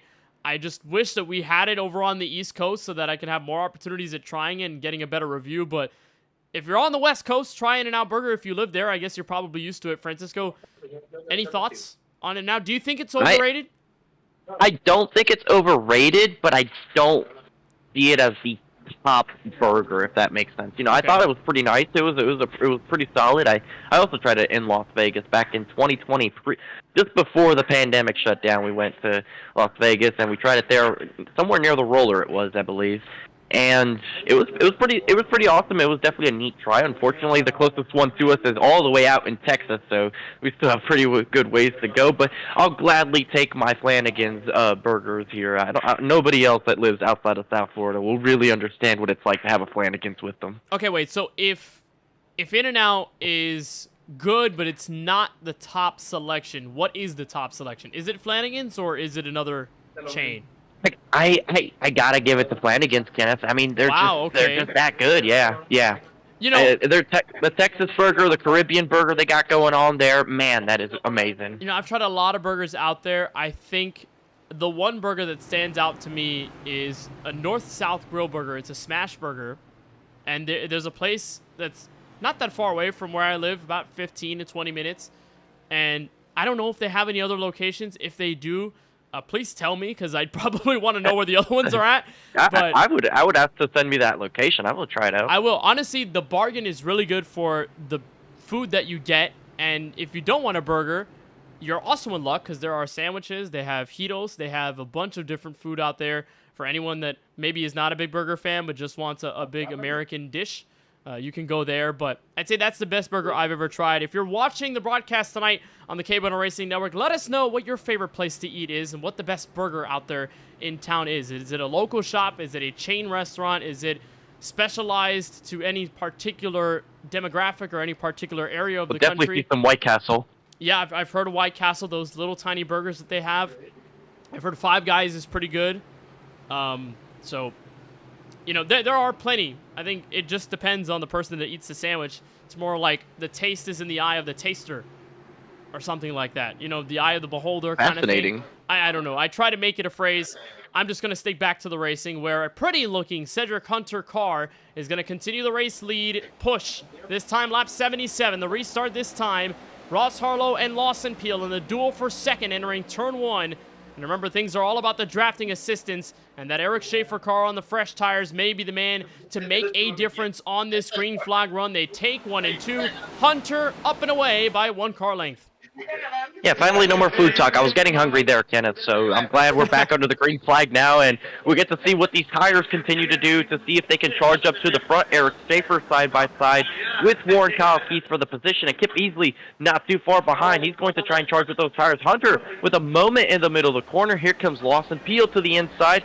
Steven Stempian in tow, and here comes Eric Schaefer as well. They're all closing up to the back of them. And that Cedric Hunter moment in turn 3, assisted by Ross Harlow, gave him the bumper entering the corner. Hunter did a wonderful job to save his Camry, and now he's merely on the outside of 3 and nearly 4 wide at the exit of 1 and 2. Down on the inside is Kip Easley. Zachary Hall's in the middle with Craig Parks, and Stephen Harlow. That red, white, and blue Chevrolet tries to man up on the outside. It is pandemonium from second on back as Schaefer tries to hunt down on Hunter. And this is the spot Schaefer wants to be in on the outside. He'll go right around this 45 with the grip he has on those tires, and he's going to have a run on the 16. How much does Cedric Hunter race him for this spot? Hunter's going to try to side draft him, but Derek Schaefer gets clear. Here comes Stempian now with the push from the 78. Remember, the difference in tires is 19 laps to the benefit of Eric Schaefer, who came down pit road earlier, and he had been only one of those guys to move upwards to the field on fresh tires. The next car in line that has taken advantage of the fresh rubber is Kip Easley, all the way back at the near end of this top 10, sitting 8th. And here comes Harlow, a look for the lead in turn 3. If Schaefer gets clear, Kenneth, he can drive away with this stage win. And this is exactly what Schaefer used to succeed at Phoenix last Sunday, was on the outskirts of the top 10, didn't get any stage points at lap 60, and then at lap 120 is where this car came alive, and he absolutely seized the moment, took the race lead away, had his teammate in tow right behind Lawson Peel, and this is exactly how we saw Phoenix play out. And we'll enter the final 10 laps of the second stage with the playoff points and another stage win on the stake. As Ross Harlow plays defense on Peel, Steven Stempian back and forth. And at this point, Francisco, everyone is stagnating where they're at. Apart from the mere progress by Schaefer on the fresh tires as he pulls away to 0.3 of a second off turn 4. Everyone is just giving up and gaining track position. Give and take every single second here at Auto Club. And you know what that means? That means that battle for 10th for this stage is going to be very fun to watch as you have different tire settings from several of these guys, as there's the 17 of Craig Parks, the 5 of Brandon Banks. They're almost 4 wide for position here off of turn 2. The 17 gets loose off the corner. It's going to hand Brandon Banks the P10 position. And Banks was in the race lead not that long ago, and he has since fallen back at this stage. And while everybody else in that top 10 is scrapping for position, in that position, Zachary Hall is back there. Craig Parks has just exited the top 10. Jason Anderson, who earlier in this race had been in the middle 3 wide and had been sort of sucked back into this field, he's sitting in 12th. Timothy Stubblefield, who did not come down his pit stall one of the last times the field visited pit road, he's back in 13th. And all of these guys in the top 15 can make a run at it, Francisco. I mean, you look further back in that order, and you see some names that took control of this race early. Those TOW Racing teammates particularly, and both of them Wisconsin natives, Chris Progar and Justin Erb. Even a bit of Alex Muscarella. All of them 14th, 15th, and 16th on the track with a chance at stage points if they can look continue at the 92 to push forward. On the apron, and look at the same time, Craig Parks jumped to the outside of 4 wide, to the outside of the 11. They make contact off the corner. What a sequence there. The 92 drove it all the way to the flat part of the racetrack, which you normally don't see in the sim, and the 17 took it 4 wide around the outside to try and gain position. So this is where the best racing's going on right now. You usually never see anyone on iRacing use the very apron, which is flatter than it is in 1 and 2. The transition is less steep, so you can make a run down there. Jason Anderson looking to make some magic happen, and there is nowhere to run, nowhere to hide. In the midst of this top 10, there's Banks, Harlow, Stubblefield, Hall, Progar, Anderson looking under the low Chevrolet of Alex Muscarella off the final corner. It is amazing to see this, and this again, Francisco, for the final spot in the stage. Stephen Harlow to the inside for 9th. It doesn't fail. We get to the end of these stages, and those battles to get into the stage point positions are so intense because those points will matter so much. And once we get to the end of the regular season, P10 right now held by Brandon Banks. There goes the 11 getting passed by Banks, and now Progar jumps to the outside to try and take that spot away, and then Timothy Stubblefield right there. We haven't seen Stubblefield much throughout this race, apart from that moment where he stayed out and we almost questioned whether he was going to remain out on the racetrack, but he missed his pit stall and had to take a second gander at pit road. He's at the back end of this in that Camel Ford Mustang, the only Ford of the field, while Eric Schaefer enjoys a 6/10 of a second lead over Ross Harlow, who's still fighting Lawson Peel for that secondary spot with 5 laps to go in stage 2. And at this point, and this is where, Francisco, I said that we would end up in a situation where the fresh tires would be beneficiary, and over the long run, this is where the difference would start benefiting these guys, and Schaefer has used up the moment perfectly. I mean, any more hesitation out of the Hampton, Virginia native, and he may not be in this spot, but he's got a clear look at the front of the field, and everyone behind still fighting for position is only allowing Schaefer to continue to command this fight up front. But it's also still important he doesn't use up his tires. Otherwise, that'll invite those guys with that big draft, since they're not racing too hard, to close back up towards him and make some kind of a charge there on the final lap. He doesn't have too many laps left to have to hold on for, but he shouldn't have to drive it too hard. As long as he keeps the car under him, he should hold on for this stage finish. As looking back down the order, Craig Parks has now drifted back into the 10th position, still racing with Chris Progar, and Stephen Harlow just behind. Remember, we saw Harlow fighting up in the top 5 earlier on in this race. And there he is still fighting against Stubblefield, so he's at the outskirts of this stage finish.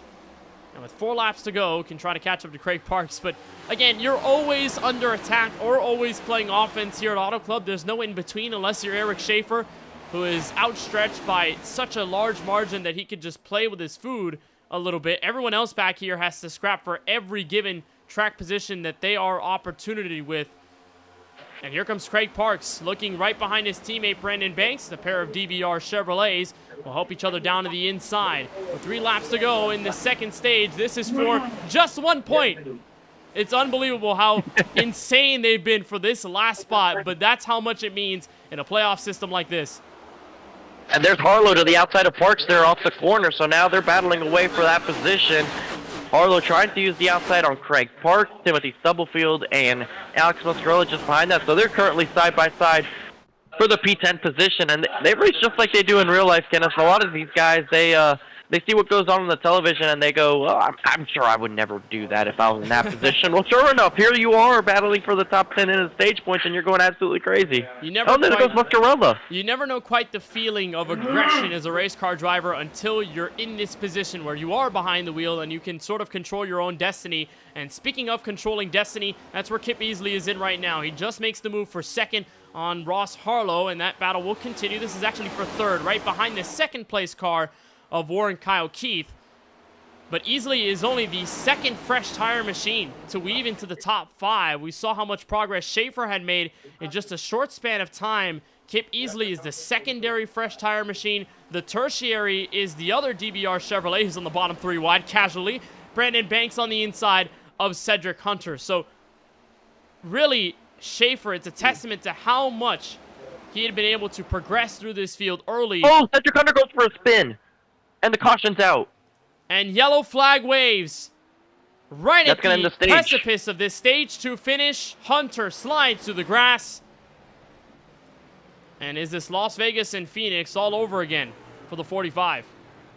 It was contact with Brandon Banks that sent him around. I think the 45 might have just come down the corner. Let's see if we could get a look here on our replay. There's Cedric Hunter racing with Chris Progar. Brandon Banks, if he gets loose, then nowhere Brandon Banks is able to go to avoid this one. Unfortunate that Brandon Banks was involved, but another great save down the grass. We saw Justin Erb do it earlier on in this race. Hunter does it a second time, and the blessing in disguise for Hunter is that he does ignite the most recent caution, but he will keep track position just a little bit. Won't fully fall to the back of the field, I don't believe, although he's letting traffic by. And as we'll cross the line here, race control will deem this the end of stage number 2, this time under yellow. So Schaefer will enjoy his second stage win of the 2025 season, and the Virginia native will take everyone down pit road for a trip with 4 fresh tires and some fuel on the way to try and close this one out for the third and final stage. 60 laps in length, maybe 59 or 58 given the length of this yellow. Schaefer down on pit road, and again, so impressive Schaefer has been over the last 2, Francisco. We didn't see that much from him at Las Vegas, but Phoenix and Auto Club, he has stood out amongst the rest several times, and he will lose some time here, extends his entryway into the pit stall, but everyone down pit road this time. Yeah, it's not going to help him try to win this race off of pit road, as there you see the wide shot. Lawson Fields, the first one. There you see Ross Harlow, and to the line might have been the 78 of Warren Kyle Keith. There was a 3-way battle for that position. It looks like 04 name got it. And the St. Augustine, Florida native captures the top spot off pit road. Let's watch that. And he had snuck between 0.2 of a second, Francisco, was catching up to Schaefer in those waning laps of the stage. And that is the difference on the right side of your screen. Maybe about 5 or 6 feet. Yeah, I mean, separating the top 3, because there you see the 78 at the white line. Schaefer somehow able to get in front of Ross Harlow and all that, and Harlow in third. That is a crazily insane gap, Kenneth.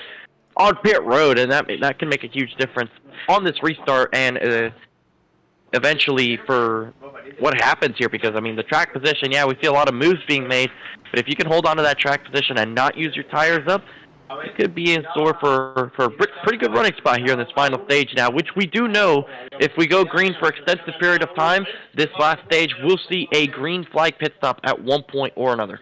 And with the 100% fuel we have, it's the exact situation. Can't make it to the checkered flag. And even though the tires can go nearly all the way through, you got to make sure you get a splash of fuel on the way there. 1 to go until the end of stage 2. And then the beginning of stage number 3. We'll get a short moment to talk with our stage winner. Eric, you got a copy with us? I guess. All right, Eric. Well, congrats on the stage 2 victory. Really fast Chevrolet. How did it feel out there?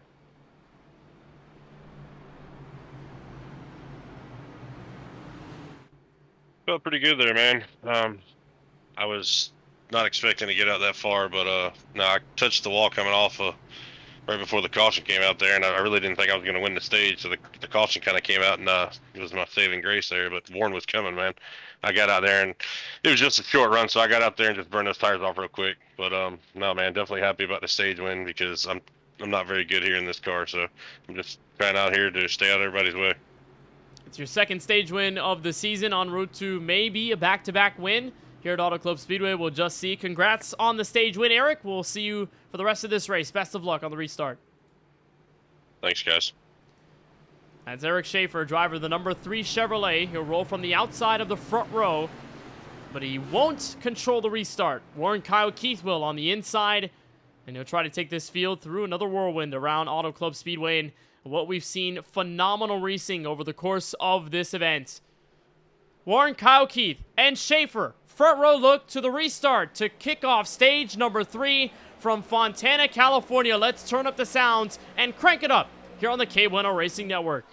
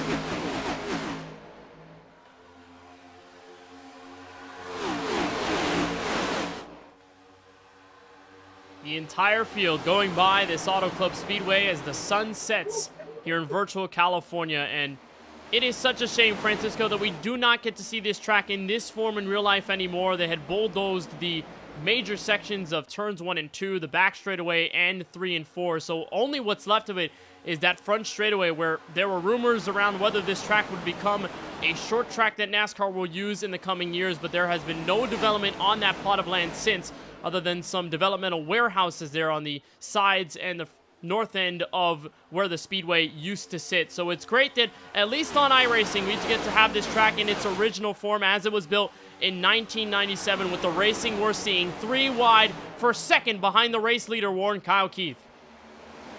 It's a real shame that that's what the fate of the racetrack ended up being, Kenneth. With the way NASCAR ran there in the latter years of this racetrack, and as that surface aged significantly, it definitely got a lot better as time progressed, and we definitely felt like it was giving us some of the better racing in the next gen cars. Certainly in a time where where nobody really was sure about the kind of racing it was going to give. I'm just glad that the last driver to win at that racetrack was Kyle Busch. And the man driving his paint scheme tonight is Kip Easley, who puts the 8th car in P6 as he looks to the inside of Timothy Stubblefield.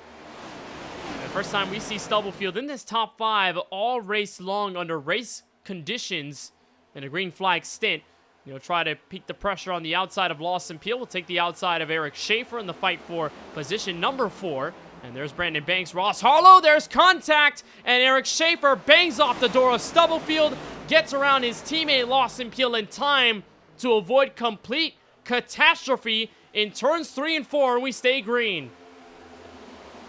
Let's see if we can see that one more time, as we'll find here Eric Schaefer. Let's go back just a little bit here. There's the contact with Stubblefield. Sends the 3 sideways in front of Peel. Good reaction by Peel to avoid getting into the 3 car and making things worse. But that was a huge moment there for Eric Schaefer. He wound up in enough time, Peel did, to avoid getting into Schaefer and causing a full-out spin to take out his teammate in the middle of the field. And that would have been disastrous, probably catastrophic in the first real big crash of this race, apart from what we saw in lap number 54 in turn 1 between Justin Hendry and then even a bit of Chris Cabot and even a bit of another Toyota Camry and Robert A. Moyer Jr., who is since out of this race. They're 3 wide. That's Craig Parks, the Tide Machine, in the middle, with Brandon Banks behind Cedric Hunter, who we saw spin through the grass to bring out our most recent yellow flag. He's all of a sudden back in it, slides into 7th as he shuts the door on Kip Easley underneath. We'll try to get a look on Chris Progar, the Wisconsin native, to the outside. I guess from what we've seen tonight, Francisco, no amount of lost track position can take you out of this race as Schaefer finds another scare loose in turn 3. Yeah, that 3 car's having his hands full right now, trying to make sure he can keep the car under him. And his teammate Lawson Peel's dropped back. He's outside the top 10 right now, running in P12, with a couple of his teammates in Brandon Banks and Kip Easley around him, as there's a little bit of a check up there with Justin Hendry just in behind. And there's the 13 of Parker Bland, who had that incident earlier on in the race, and she was able to put on a recovery effort, and she's now on the inside 3 wide with Peel and Hendry. Very impressive comeback for that UPS Toyota Camry for D Legacy Motor Club. Bland had made contact hard with the inside wall to bring our first on-track yellow at the inside of the grass on this front straightaway, and did pick up some right front tolling damage. And you'd imagine when you get suspension damage on this next-gen car, several minutes of optional repair will wait for you down pit road. Bland took the damage repair that she needed to get this car back into pristine shape, and has since dragged this UPS Camry back into a decent position where she can close up on some of the heavy hitters in this race. That includes that Napa Auto Care Chevrolet of Lawson Peel, who's a bit behind the 8 ball here off of this recent restart. And the same goes for his teammate, Brandon Banks, sitting in front of him. Meanwhile, up front, Warren Kyle Keith gets to enjoy some more laps led. We mentioned how late in these races, Warren Kyle Keith could not find the luck, had been very frustrated with how these races had ended for him over the last 2 weeks.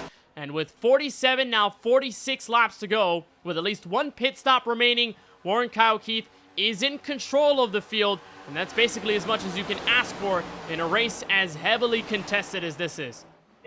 If we're able to see that green flag pit stop, Kenneth, that will spread the field out, because just the time it takes getting on and off pit road, the pit stop itself is, look how sideways Eric Schaefer was in front of Lawson Peel. He's going to lose a couple of positions here probably as they're navigating past that 3 car. But if we get to that green flag pit stop, expect to see the field definitely shuffled around, as they won't be in a pack anymore, just due to, like I said, natural tire wear, pitting a couple in different laps than everybody might have, and then just the effectiveness of getting on and off pit road. That all plays a huge factor in all that. And as a driver, Francisco, if you haven't experienced that through most of the race, how do you properly adjust to not only be fast when there is a huge pack around you, front, center, and back, but also when you're by yourself on the racetrack with seconds to spare to the car in front or behind, and it's all about how you race your own car as opposed to how you race the draft around you? Well, yeah, you basically have to race the racetrack to some extent, certainly earlier on in the race, as the track is at its most grippiest part of the circuit, as there's the 20 into the outside wall. He's going to lose a couple of positions here. But the biggest thing I would say, Kenneth, is that what I've learned, especially in the last couple of weeks, do not rule out someone taking 2 tires. I've learned the hard way that somebody here might try 2 tires, and it's not because of of anything crazy. It's just the fact that you sometimes just get a little bit more grip with this race car with 2 tires than 4, even after a whole fuel run, no matter how many laps are left. I lost a race that way. 2 tires might be a possibility even here. And we've seen even at these bigger tracks, 2 tires works. And while we haven't seen that as much throughout this Drop in the Hammah Cup Series season, as we get a look on board with the 6th place car, Justin Hendry. First time we see him crack into the top 5 tonight. We get a look at our Charlie Bauer photography onboard camera with this Toyota Camry. I mean, you can never rule it out. I mean, 2 tires gives you the grip on the right side, and in many cases to where this car drives off the right front tire, and a lot of the driver base will probably complain about how understeery this car gets over the course of the long run. A 2-tire call is one of those moves you can make to free up the race car inside and make it a little looser. And in some cases, that really, really helps a driver. Many guys like a car that is a little harder to control. Many guys like a car that is a little freer, a little open to weaving and bobbing across this racetrack. So you will possibly see a 2-tire call over the long run strategy, and if we do get into a late green flag restart, you may end up with drivers with the extra tire sets that they can play with at the end of the going. There's the battle for the race lead, still 1, 2, 3, all within at least 0.3 of a second. Warren Kyle Keith still commands here from Auto Club. Stepien getting a look at it from the inside. Ross Harlow has stabilized in 3rd place. We mentioned how Harlow had not been able to get into the top 5 at the checkered flag other than the first race at Daytona. This one in the Niki Lauda tribute paint scheme, Francisco, will be a statement placement for Ross Harlow. If he's not even able to win, as long as he can stay on the podium, some great points for Harlow, who has been in contention all race long. And there's Chris Progar into the wall, off turn 4. Oh, and Hendry spinning up the racetrack. Hendry in trouble. Does he bring anyone with him? Answer is no. We'll stay green. They both were able to hang on to their race cars, but they have some significant suspension damage or some kind of damage because they're still slow on the racetrack right now. You see the 85 drift up into the 7, goes into the grass and was looking sideways, and what a save there by Justin Hendry. He's going to remain in the 19th spot, but it's going to cost him a bunch of time. And, well, that leaves now the 78 of Warren Kyle Keith at least clear for the race lead for now. Stepien in 2nd. And also, I just want to say, I noticed it a while ago, but I forgot to point it out. I only recently realized that 78 target paint scheme has Pearl Jam on the side of it. I'm not necessarily a huge Pearl Jam fan. I'm more of a casual enjoyer, if you will, but that's a great pull. Yeah, really good pull for this Target car. And, you know, when you have a Target sponsorship car, as he continues to fight off Steven Stepien's attempt down low that will be unsuccessful here to the bumpy back straightaway, you can play with the sponsorship and the marketing campaigns that they make, especially when they sell vinyls. I mean, they have Target exclusive vinyls out there. I know Sabrina Carpenter's Short and Sweet, which was a topic of discussion earlier this week on Wednesday when we talked about the 4Wide Racing TJ Team Series with Kyle Benson's car at Nashville Super Speedway. Target does have the exclusive rights to sell some of those vinyls, and Pearl Jam, one of those bands represented here on Warren Kyle Keith's machine. Pretty cool. And I have some vinyls of my own. They're all Metallica vinyls, but I mean, hey, there's I got some pretty great albums there. I bought in New Jersey. I bought Master of Puppets and Ride the Lightning, and recently at Guitar Center over near 826 and Okeechobee Road, if you might know that location in particular, I bought the And Justice for All. I bought Kill 'Em All and the Black Album, which is one of the most selling albums of all time. As they're Stepien into the wall, the 78's loose. Here comes Ross Harlow for the lead. Ross Harlow taking 2 for 1 at the exit of turn 4. Will he find some support in the draft to the inside? Brandon Banks is peeking under 3 wide, and they're 3 abreast in turn 1. They all lost momentum off of turn 4, and that just invited everybody to take a shot to try to take these positions away. And now they remain 3 wide for the 3rd position. Warren Kyle Keith now behind the 16 as Cedric Hunter gets clear for the 3rd spot. And here comes Lawson Peel after drifting back. It finds himself back up into the top 10, trying to battle into the top 5. And Kip Easley trying to keep suit. And in the words of Ricky Bobby, it was a slingshot move for Ross Harlow to take a step under Steven Stepien off the mistake from the final corner and to look under Warren Kyle Keith the first time anyone has cleared Old 4 name throughout the majority, the better part of this run. And Cedric Hunter, who had a peek at the race lead earlier on in this race, takes it away once again and will have the perspective of a clean racetrack, but not before Ross Harlow attempts to look to the inside. The Toyotas will work together up top. Warren Kyle Keith will give a well-needed push to Hunter's car. And so that'll keep the 45 for Category 5 Esports up at the front end of this field. And Category 5 Esports, one of the standout teams apart from Drinkin' Bros Racing this year, Francisco, because so much we've seen out of the duo of Hunter and Hall. And while they haven't been able to win a race this season, while they have not been able to finish out an event with a top 5 or a top 10, for the most part they've been in contention, and that has mattered a lot. You share the spotlight with some of the big all-time favorites in this series, and you put yourself on the map. Category 5 Esports has whipped up the perfect storm, and Hunter is in control in this final stage. Well, we've heard it numerous times that eventually you get yourself in a position enough times to where something's got to go your way, and that's really the case of what they're trying to bank on, essentially, Hunter and Hall, as Hall is a little bit further down the order right now. Just outside the top 10 is the 23 machine, but Cedric Hunter, two stage wins to his credit, and trying to see if he can win this race here today, is showing up at the right part of this race with 36 laps to go and a pit stop remaining. But there is a team effort that's building up right behind him, because 5 of the top 10 drivers in the running order right now are members of the Drinkin' Bros Racing family, and that starts with Lawson Peel, who's diving the inside look on the Droppin' the Hammah Chevrolet of Stempian. Right behind him is his teammate Easley, who right behind him is his teammate Banks, who right behind him is his teammate Schaefer, who right behind them is the teammate in the tied car of Craig Parks. So it is an absolute conglomerate of DBR Chevrolets in this top 10 at the moment. The way you phrased that reminded me of the SpongeBob episode of SpongeBob saying he knows the guy who knows a guy who knows a guy. That is most definitely what's going on here with DBR. I mean, they all know each other. A lot of them are friends on the sim. They have raced with each other for years on end. And while you've got some of the newer entries to the DBR stable, like a Kip Easler, even like a Craig Parks, I mean, all of them have been a part of so much success for that team. And you know what they say, strength in numbers. If you've got a ton of drivers up there in the field that represent your team, chances are you've got a higher percentage of winning races and getting points for an inevitable team championship, which is the secondary title chase, apart from the individual driver's title that we'll see facing off at the end of this year at Homestead, Miami. Oh, he's into the wall. That's the attempt to catch up to Cedric Hunter, both of them ripping the boards. And you know, I do gotta say, I do like that motto of strength in numbers. It might be a basketball team that uses that motto that has won a couple championships. You I don't know. I like to use strength in numbers as a phrase just normally, but I did say it hinting at the fact that the Warriors use that for their slogan in Golden State.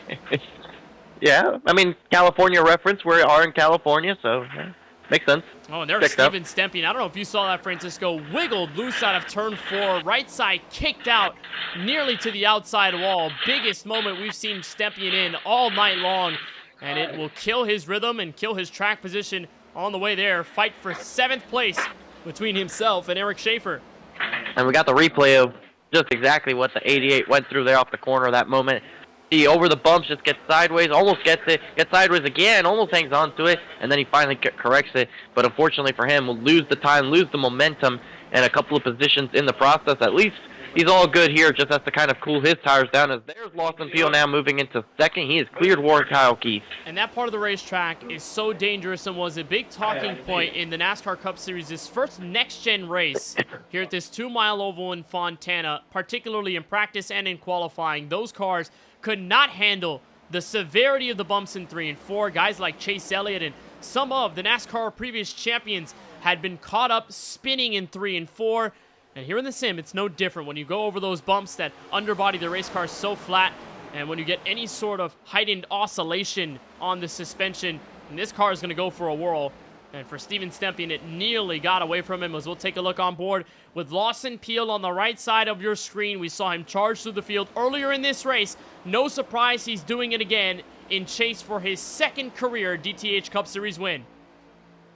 And you mentioned the issues that the real-life cars had when they showed up to Auto Club for the first time around, and we saw that a lot on the sim especially as well. It's just the guys unfamiliar with the new steering format, the floor design of these race cars, and as the car gets loose, it's just very difficult, almost impossible to save the race car, and especially with those bumps, you lose the downforce, which is mostly created under these cars. So when you lose that, the car goes for a spin. And I think there was over 10 cautions in that race, and half of them were just because the car's losing it all over those bumps. So those bumps very treacherous. It could catch anybody out here today. It already has a couple of times, and now Lawson Peel, with help from Warren Kyle Keith, is going to challenge for the race lead. And in the dying embers of this run, when the tires are worn out as much as they are here, these guys at the front are picking off lap number 30 on their set of Goodyear Eagles. So this is where the bumps will catch you at where you expect it to least get you when you're comfortable in muscle memory. There goes Peel, peeking down to the bottom alley. We'll look for an online look to the inside. Remember, Warren Kyle Keith is still within striking distance up at the very high side of the racetrack, and we saw this in the last run, looking for the lead. Peel had chased down to the inside, washed up in the center of the corner, but this time at the back end of the speedway, Lawson Peel takes the race lead with 30 laps to go.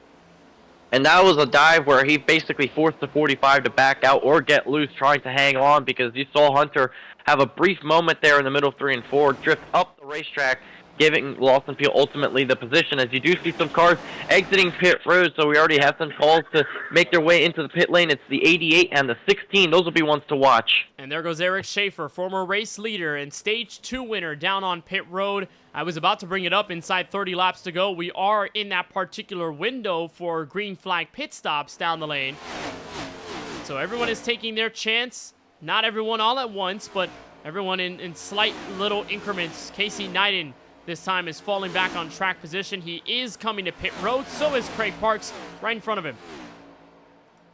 And this is the time where we'll see who pits at the right time, because there's still plenty of laps to go, but when you pit matters so much.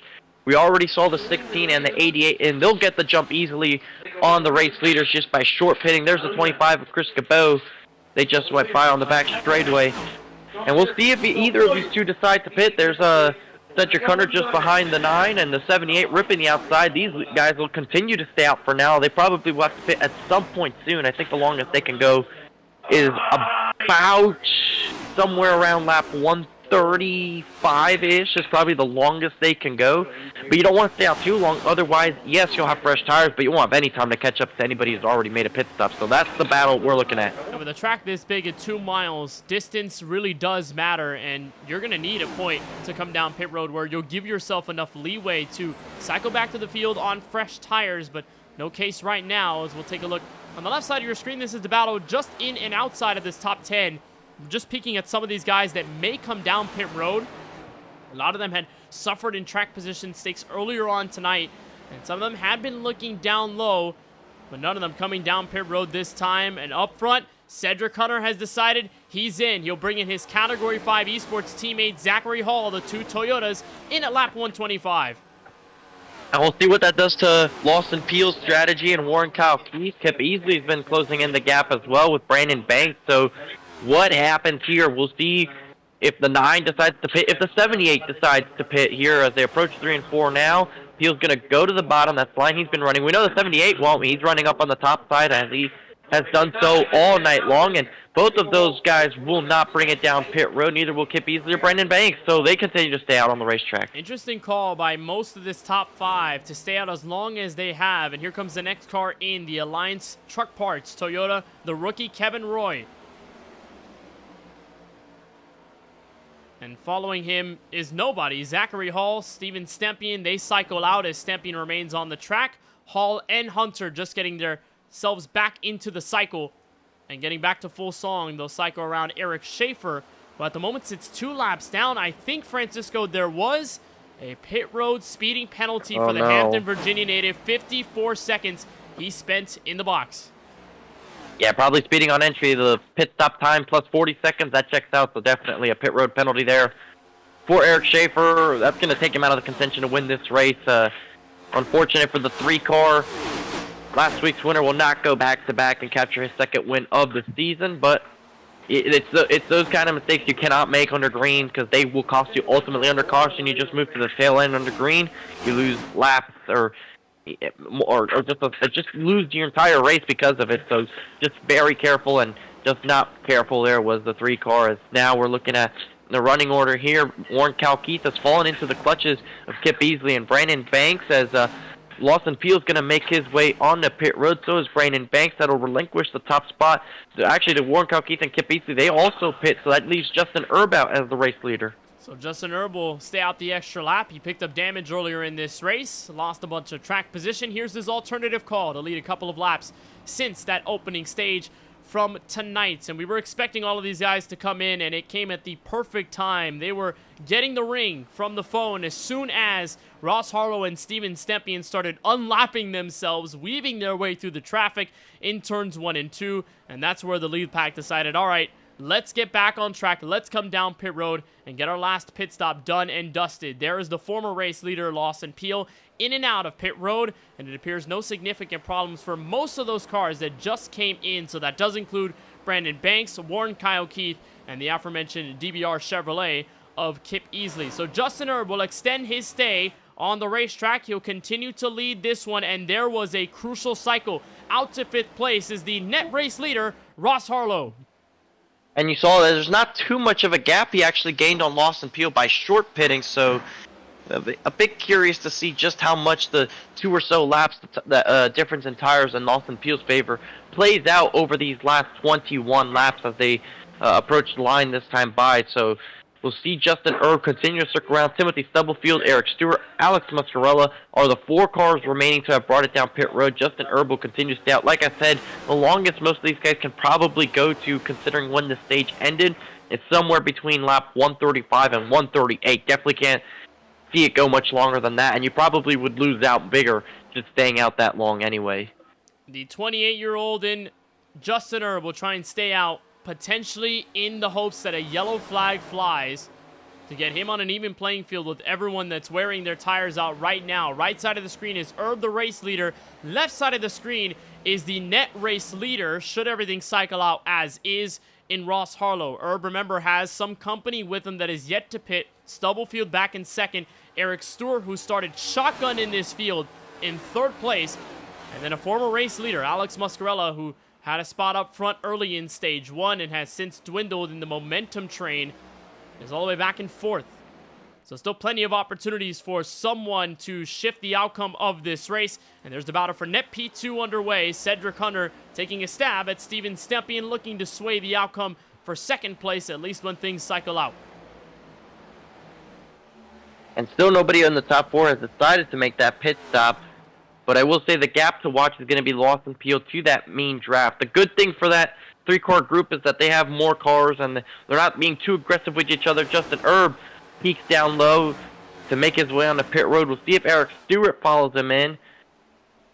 As I believe on the previous lap we had Timothy Stubblefield work his way in, so Eric Stewart continues to stay out. He'll take over the race lead, and there's Alex Muscarella just behind them. So these are the last 2 cars that have not made a pit stop yet. But what I was saying, Kenneth, if Lawson Peel isn't able to stay in the draft of these 3, it's going to be just that more difficult to catch up. And even if he does catch up, it's not guaranteed he's going to get up there and drive away. It's not too many laps of a difference on the tires, but also just we've seen how much they can race each other and swap the lead back and forth even with tire differences, as now you see a battle for the net race lead. Cedric Hunter to the inside of Ross Harlow. Hunter is not giving up. Muscarella and Stewart remain out on the racetrack as the former race leader in Erb concludes his stint at lap 132. Hunter steals the race lead from Harlow back in 2nd, and it is an absolute trio covered by a blanket.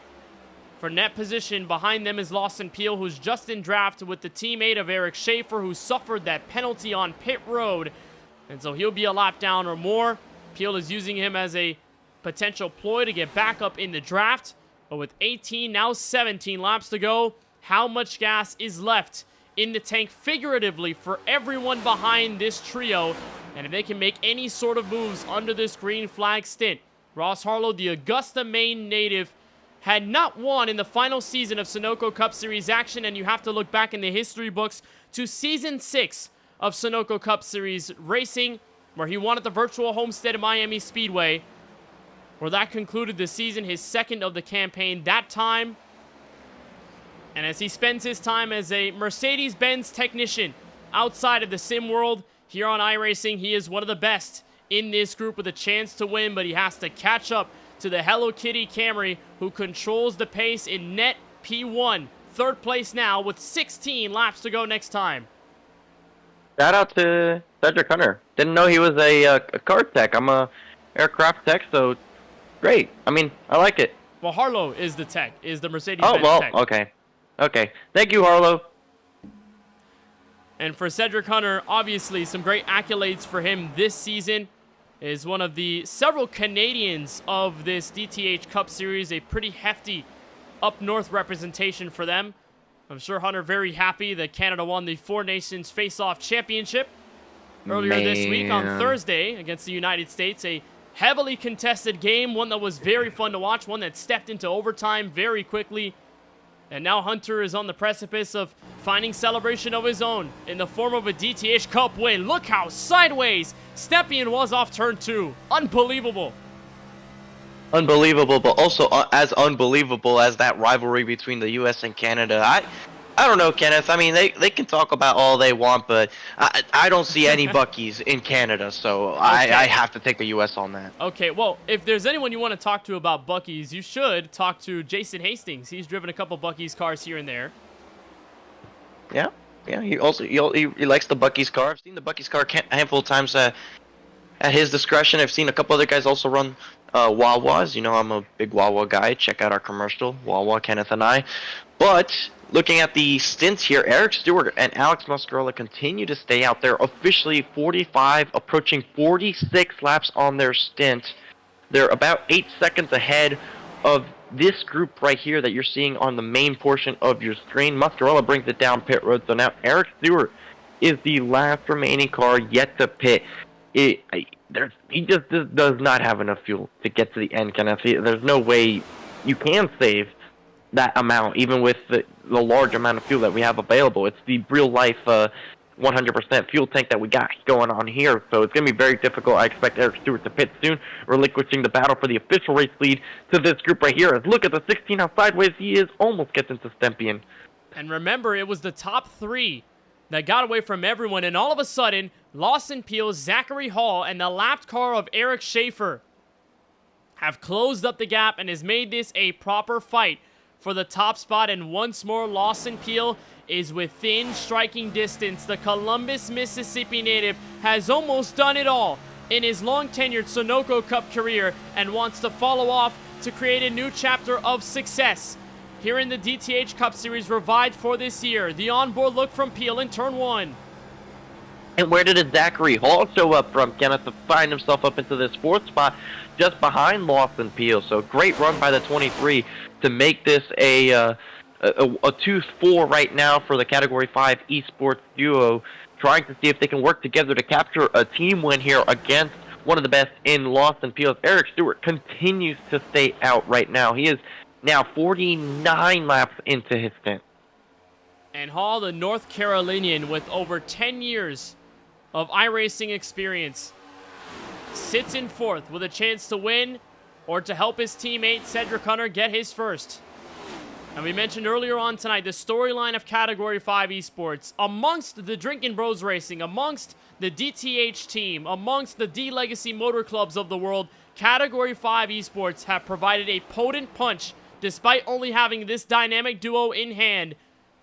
And for most of them who found success in the first half of almost every race this season, they have yet to find the last candle to blow out before getting a W. And with 11 laps to go, Cedric Hunter is in that possibility to give Category 5 esports their first career win in this series. But you've got one of the all-time best in Lawson Peele splitting the sandwich in turn 1. It's going to be hard for Lawson Peele to complete this pass and drive away, let alone when he's going to have 2 cars of the same team trying to work against him. And Ross Harlow obviously has no horse in the fight. He's looking to try and get whatever he can for himself. And finally, here as we're approaching 10 laps to go, Eric Stewart peels off to the inside to make his way on the pit road. So at the line this time, Cedric Hunter will be your race leader with 10 laps to go from Fontana. We almost imagined the way we were looking at it that Hunter had been taking credit for these laps led, but he has not. Eric Stewart will get a bunch of laps led to his DTH Cup tally in 2025, but he will relinquish his advantage to pit road. And here comes Zachary Hall, the look for second. I just wasn't able to stick it down to the bottom, and now Peele has a run on the race lead. Does he go to the inside? Yes, he does. There's lap traffic up ahead, too. Does Peel lunge it in? He'll look this time. He has to Contact. watch at the track. He'll bump off Cedric Hunter. And Lawson Peel to the race lead as Zachary Hall looks for second. And Hunter got sideways, was trying to hang on as best as he can. And now that puts the 23 of Zachary Hall up into second. Hunter's not going to be happy about that move right there. And does all this fighting allow Ross Harlow and Steven Stepien to get their names back into this contest? They had been up in the front for the net race lead for so long before they let Peel, Hunter, and Hall make an imprint on their potential success in the later stages of this race. There's Chris Progar, the Lap Chevrolet. That may not be a factor. He will let the leaders by on the very outside. And it's Lawson Peel who faced this exact situation 2 weeks ago at Las Vegas. On his tail was Steven Stepien. But this time it's the rookie Zachary Hall. 8 laps to go from Auto Club. And if you're Hall, you caught Progar at a terrible time because that's going to give you a buffer between you and Peel. And couldn't really run the line he wanted to. He's been trying to run higher up on the racetrack to get runs off the corner. So that really hurt the 23's chances of trying to cut into that gap to the 9 car. And it hurt him in terms of also keeping Hunter with him. So now it's going to be a mano-a-mano fight between Lawson Peel and Zachary Hall as we're approaching 7 laps to go. And this is the gap. At least a car length or so. And Zachary Hall. Oh, look at that builds run. a run off turn 4. Does he have enough to sling to the inside? He cannot. He'll stay in line.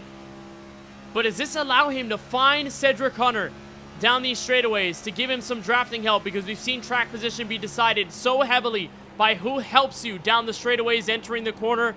Right now, too far of a gap for Cedric Hunter to make a case on this. Loose. Peel is loose in turn 2, and there's Zachary Hall who hits the outside wall. That's not really going to hurt the 23 all too much, but he is watching this 9 car get loose in these corners, especially when he crosses over the wake of the 9 car. You see it on corner entry and exit every time he goes from to the right side to the left side and gets that 9 car aerodynamically loose and is able to close up right to his back bumper every single time. He is looking to the inside. He's not there, but he is trying to bite himself some time now with 6 laps to go. The 23 is sizing up the 9. He is starting to see where his weaknesses are. 3 and 4 seems to be the best angle of attack for Zachary Hall, who's attempting a crossover here in turn 2, hoping He's that gonna get Peel to the uses up the inside. right front tire. He's getting right to the back bumper, but again, peeling out may not result in taking the lead. He's going to go under this time, side by side for the top spot, and for the 3rd week in a row, we're going to have another showdown inside 5 laps to go. Oh, and the 23 sideways on the bottom, unable to stick it there. Lawson Peel gets cleared on the outside, and now here comes Cedric Hunter and Steven. That is not Steven Stepien. That's actually Eric Schaefer, a lap car who, he's definitely going to play a role in this finish. That's pivotal. I was about to mention that, how Eric Schaefer could stifle the momentum by Category 5 Esports. And for Zachary Hall, searching for the help by his teammate Cedric Hunter. Now there's traffic in front, and there's Eric Schaefer sideways. He'll save it to the apron. He'll bring his Chevrolet back on track. And now Category 5 Esports can take another shot at it inside 4 to go. That was them basically saying, get out of here, we don't want you in this battle for the win, and they want to try and do it with no lap traffic involved. They want to go up there and try and battle for this win, and there's still more lap traffic up ahead. I believe that is the 82 of Eric Stewart, who has fresher tires, so it probably should not be a factor, but further up the road is Jason Hastings. Those are the cars to look out for, just in case if it gets hairy. And I don't know, Francisco, if this gap is too far to overcome now. It's 3 4/10 of a second off the second corner. But Cedric Hunter is there in tow. So this team is not dead in the water quite yet. Inside these final 6 miles from Fontana, California, the sun is set. It is a picturesque setting in sim to deal out another checkered flag. Will it be the second for Lawson Peel, or will it be the first for a 4th different winner in either Zachary Hall or Cedric Hunter? Final 3 laps from Auto Club, and Peel has headway to turn 1. And he's actually captured the lap car in a good enough spot to get some kind of draft off of him to help him down these straightaways. So it actually is a huge help to Lawson Peel, even though he caught the traffic there off of the corner, but actually really helped him down the straightaway. And there's Eric Stewart, former race leader, the Paul Setup Shop Chevrolet. Will let Peel by. And is this the moment where Peel says goodbye to the rest of this field and prohibits another sizable run by Zachary Hall, who, give his credit, gave it his all there in those several laps as the field catches 2 laps ago. But the only problem, Francisco, is he could not execute the move that Peel did for the lead. When we saw Peel take control over Cedric Hunter, he worked to the inside, and while Hunter did his best to press off Peel and pinch him down low to avoid Peel getting into the gas early, Peel said, I'm going to go there no matter what. He got into the gas pedal, got into Hunter slightly. It was minimal contact between the two, but it was enough to force Hunter up the speedway, losing him some miles per hour and giving Peel clearance to the front.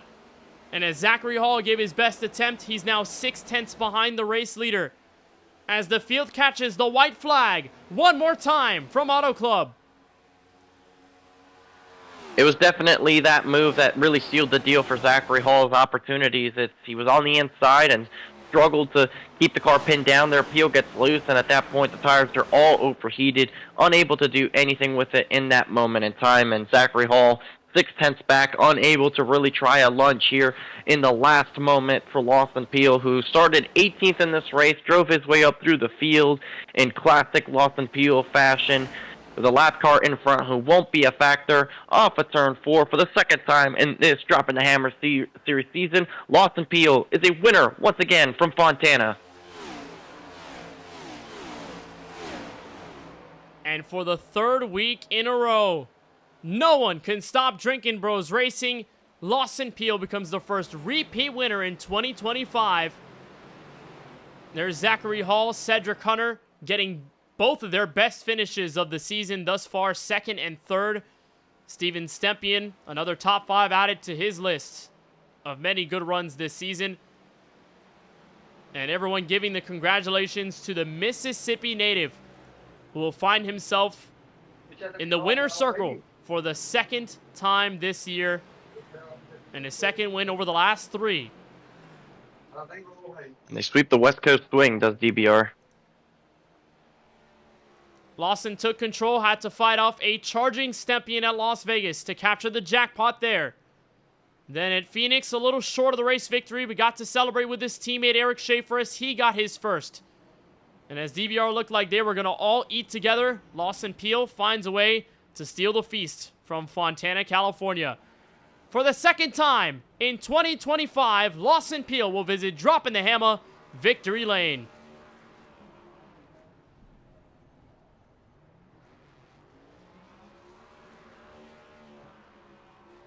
And here's the move that Lawson Peel made on Cedric Hunter to take away the race lead and ultimately the win.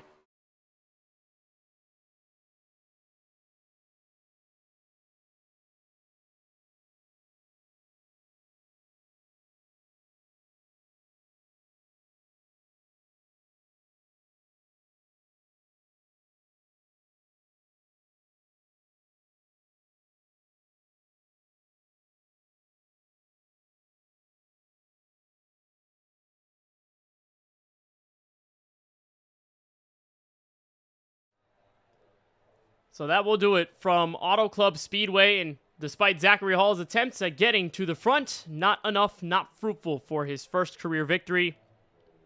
And so we handle another race in this series with another Lawson Peel W. Auto Club Speedway brought us a phenomenal race over 300 miles, and here are the unofficial results after our full-length race tonight. Lawson Peel, the race winner for the 2nd time in 2025. He wins 2 of the last 3. Zachary Hall and Cedric Hunter, both with career best finishes this year. 2nd for Hall, 3rd for Hunter. Steven Stempien joins the list of drivers in the top 5. Brandon Banks, after capturing a podium earlier this season, he enters the 5 car in 5th place. Warren Kyle Keith started this race from the front row, very fast all night long. Maybe he's happy with a P6 tonight. Solid points on the way for him. Ross Harlow back in 7th. Kip Easley in P8. Jason Anderson, strong night, finishes in 9th. And how about Richard Modric? Very quiet throughout this race, but he solidifies a top 10 finishing position from Fontana. 11th goes to Kevin Roy and his number 77, a quiet evening for him. Justin Hendry in the 12th position. Stephen Harlow rounds out in the 13th position, with Parker Bland, a great recovery for her, in the 14th spot.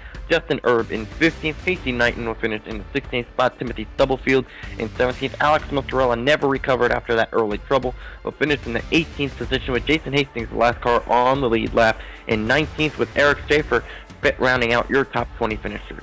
Back in 21st is where you'll find Eric Stewart, who had his hand outstretched for most of the last green flag run, hoping for a yellow. He's a lap down there. 22nd goes to Craig Parks. Some shining moments off of his performance tonight, but not a top 20 finish that he would have liked to have. Brad Fulham is 23rd. Chris Progar falls 2 laps down in 24th. Chris Cabot is 25th place. And then Richard Swabley, who had his PC basically destroy on him midway through this race, could not come to the checkered flag in time. So hopefully Swaby will be back in action next week at Chicagoland. And Robert A. Moyer Jr. suffered 2 accidents tonight, and the Freaky Fast Broadcasting number 18 will end this race in the final position tonight from Auto Club. Well, let's get a moment to talk with Lawson Peel, his 2nd career victory in the DTH Cup Series.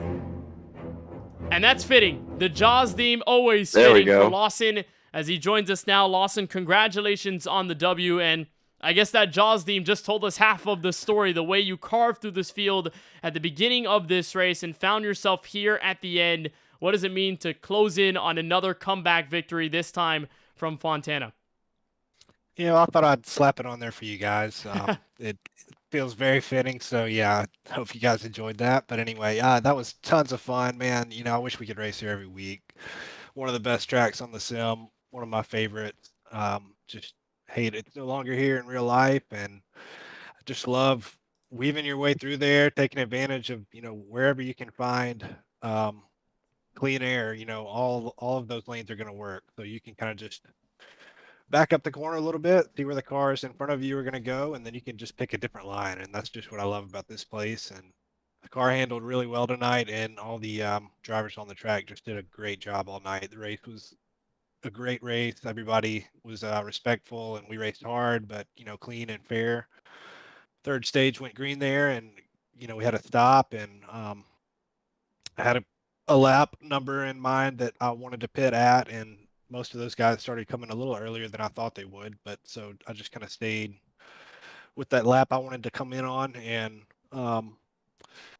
it came out a little bit behind those front 3 and Schaefer. They had a nice 4-car draft up there, and I was worried for a moment that I wasn't going to be able to catch up and get attached to that. And so I talked Schaefer into dropping back a little bit, giving me some draft support. So I appreciate him for helping me out a little bit there.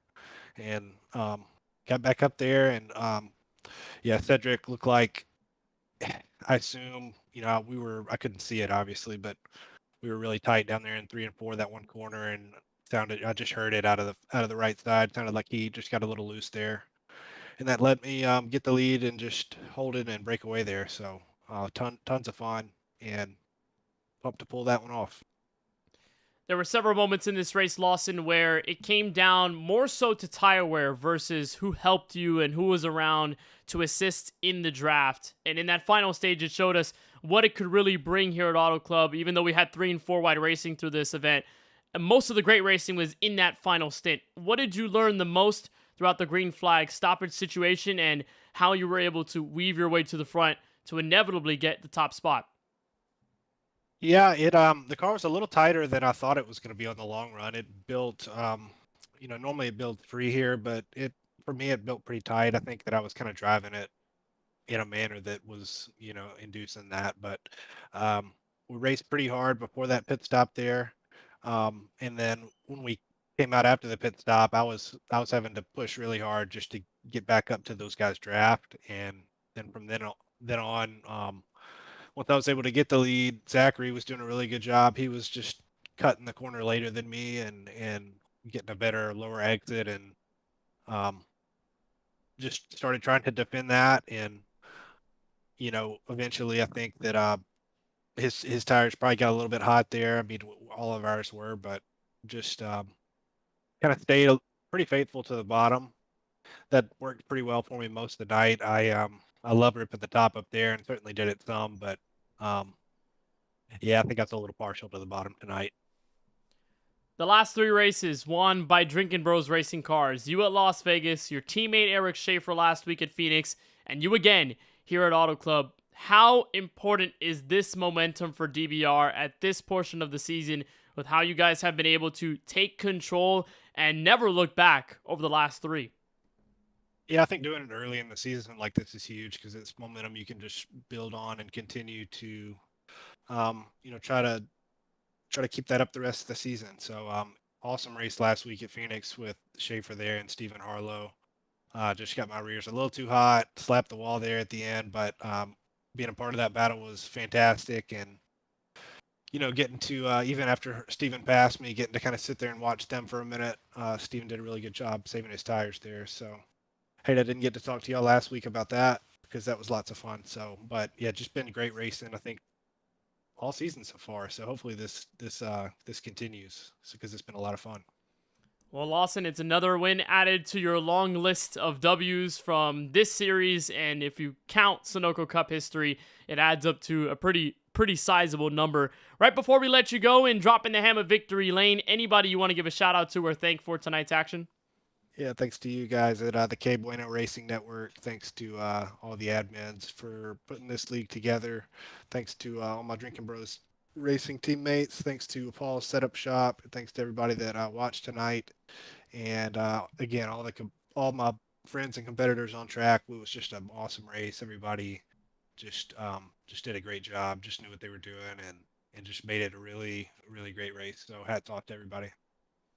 Well, we appreciate the time, Lawson. On behalf of all of us at the KBueno Racing Network, congratulations on your second W of 2025, and looking forward to see you and the rest of the field take on Chicagoland next weekend on Sunday. But until then, enjoy the win. Appreciate it. Lawson Peel, the W holder here from Fontana, California, leading 19 on the way to the checkered flag. We're now joined by second place driver Zachary Hall, career best in his DTH Cup career, and he's joined by Francisco Bacallao. Well, Zachary, it was a late charge from you to work your way up through the field and get up towards the front and challenge Lawson Peel for that race win. We saw you make a couple of moves to take that race lead away. What more did you need to complete the path to take the win for yourself? It was tough. Maybe not the a little better track position after the the final stage there. I kind of stayed out back all night. I was kind of feeling it out. The first stage I completely lost the draft and was like, okay, I can save the tires and get back up there. Found out the draft was way too important. And then the second stage kind of it was mixed tires, so I just didn't want to get caught up in anything these last few weeks. I feel like I've ran really good, but I've just got caught up in stuff. So I'm like, tonight I wanted to get a finish, and luckily I was able to work my way forward through the green flag stops, and I came out about like 1.7 back from the leaders there, that little group up front, and I thought I was really in a bad trouble because just the draft is so important to have. You can gain in the corners, but you'll lose everything down the straightaways. And luckily Lawson, I think they stayed out a few more laps. I was able to latch onto those two up front and just kind of follow them, but just there at the end, just a little bit of maybe a little bit too much right front heat. I should have probably been shifting more. I noticed he was doing that, but I was trying to be really good about not overheating the tires. And I think I should have probably, when I had my opportunity, I should have probably took advantage of it. But after they got hot, it was just trying to hold on the second pretty much at that point. And you said there that the draft was so important there. Just kind of describe to everybody what it was like, even though if you had some better tires or you were up in the front, just how big of a difference was having draft to utilize and make passes and just make speed. Just explain that kind of difference to us as far as like your position in this race regarding that.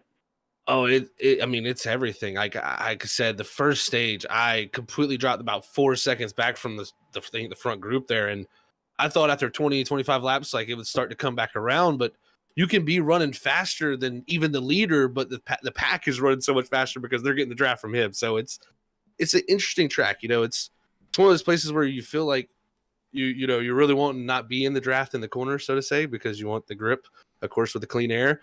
But then on the straightaways, you try to fight for that draft. So it's a track you're wanting things in certain different spots, and it's definitely a place I enjoyed racing. It just can be very hectic. I think y'all seen when there's restarts and green flag runs were. Well, it was a great effort from you and your race team here tonight, Zachary. Just give you the stage to help give you the shout out to everybody that helped make this happen for you and your 23 team at Category 5 Esports. Yeah, I just want to shout out my teammate, Cedric Hunter out there. He ran great tonight. I think he could have had that win if he just did slip up, but I think our first win will be coming soon, both of us. So congrats to him on a great run. Thank you, Robert Moyer. He also hangs out with us during the races and was spotting and helping us through everything. Shout out to you guys up in the booth, and then also to the league admins who put everything on. It's been a pleasure to run so far. Appreciate the time you take with us, Zachary, and we hope to see you next week at Chicagoland. Thanks, guys. And Zachary Hall, who picks up the runner-up spot from Fontana this evening, will tally up with his teammate who finishes in third. Cedric Hunter joins us now. Cedric, Zachary was so happy to finish in second, and this overall performance by Category 5 Esports, we'll touch on that in just a little bit, but for this last green flag state, what did you learn the most there and then ended up with a podium spot? Yeah, I don't know if I learned anything. I just, like, my game plan was just to try and defend. Like, I knew they were going to get to me eventually. My plan was to try and protect the outsides as much as possible. And if Peel or somebody else were to dive it on my inside, then I would just try and kind of ride their door as much as I could. And I think that kind of also bit me at the same time. So when Peel sent it there on my inside in turn 3, I don't remember which lap, but whenever he made the move to pass me, we did make contact, and as soon as we did that, just like the all rear grip that I had in my car just left completely. So I was kind of on ice skates after that and trying to, get back going. So unfortunately, I think that's is the thing that lost me the race more specifically. So it's kind of a bummer to just have the one thing, but it was a really good race. It's about time that we finish. Zach and I both finish a race. So had some real unlucky stuff, whether it's on track or just unlucky, like last week. Either my dog or my fiance accidentally unplugged the router, so I don't know who it was, but yeah, it doesn't get more unlucky than that. And you said right before the season started that you wanted to solidify yourself as a championship contender. And this may be the first proper step to it. Like you said, you and Zachary haven't found the exact luck to get finishes like these on the board, but that changes today. How important is a race like this in the momentum for you and your teammate as you guys move forward over this first half of the regular season?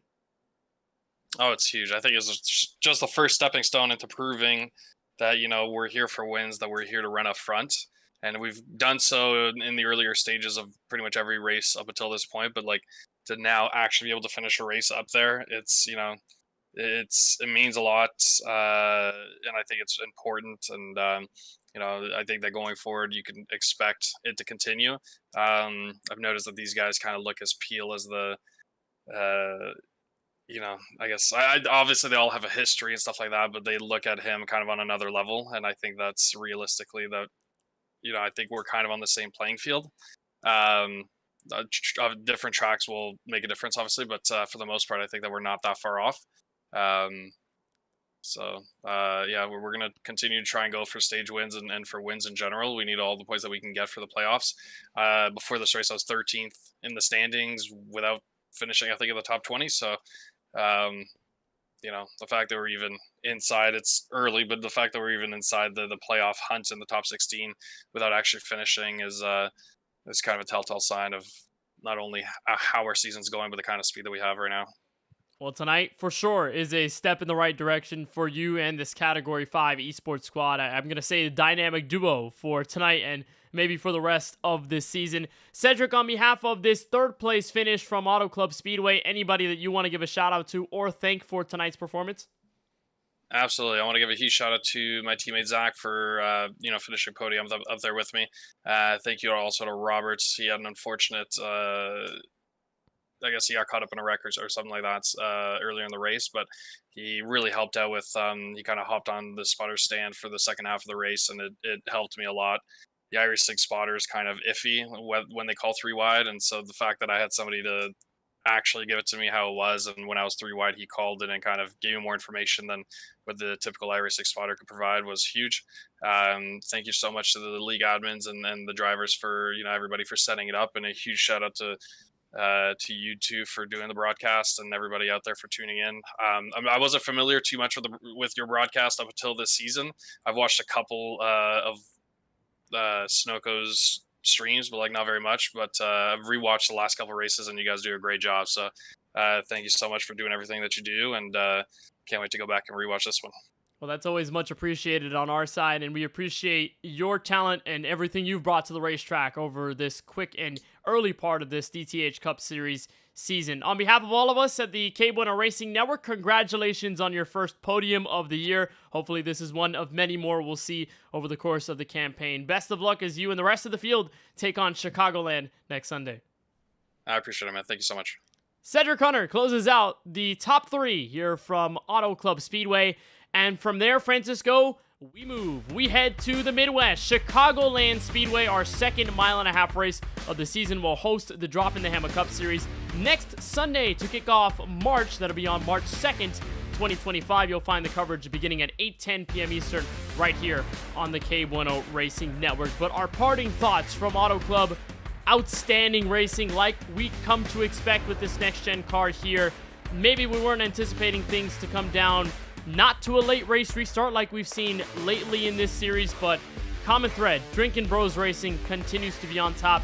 Category 5 Esports, though, made a big statement tonight as well.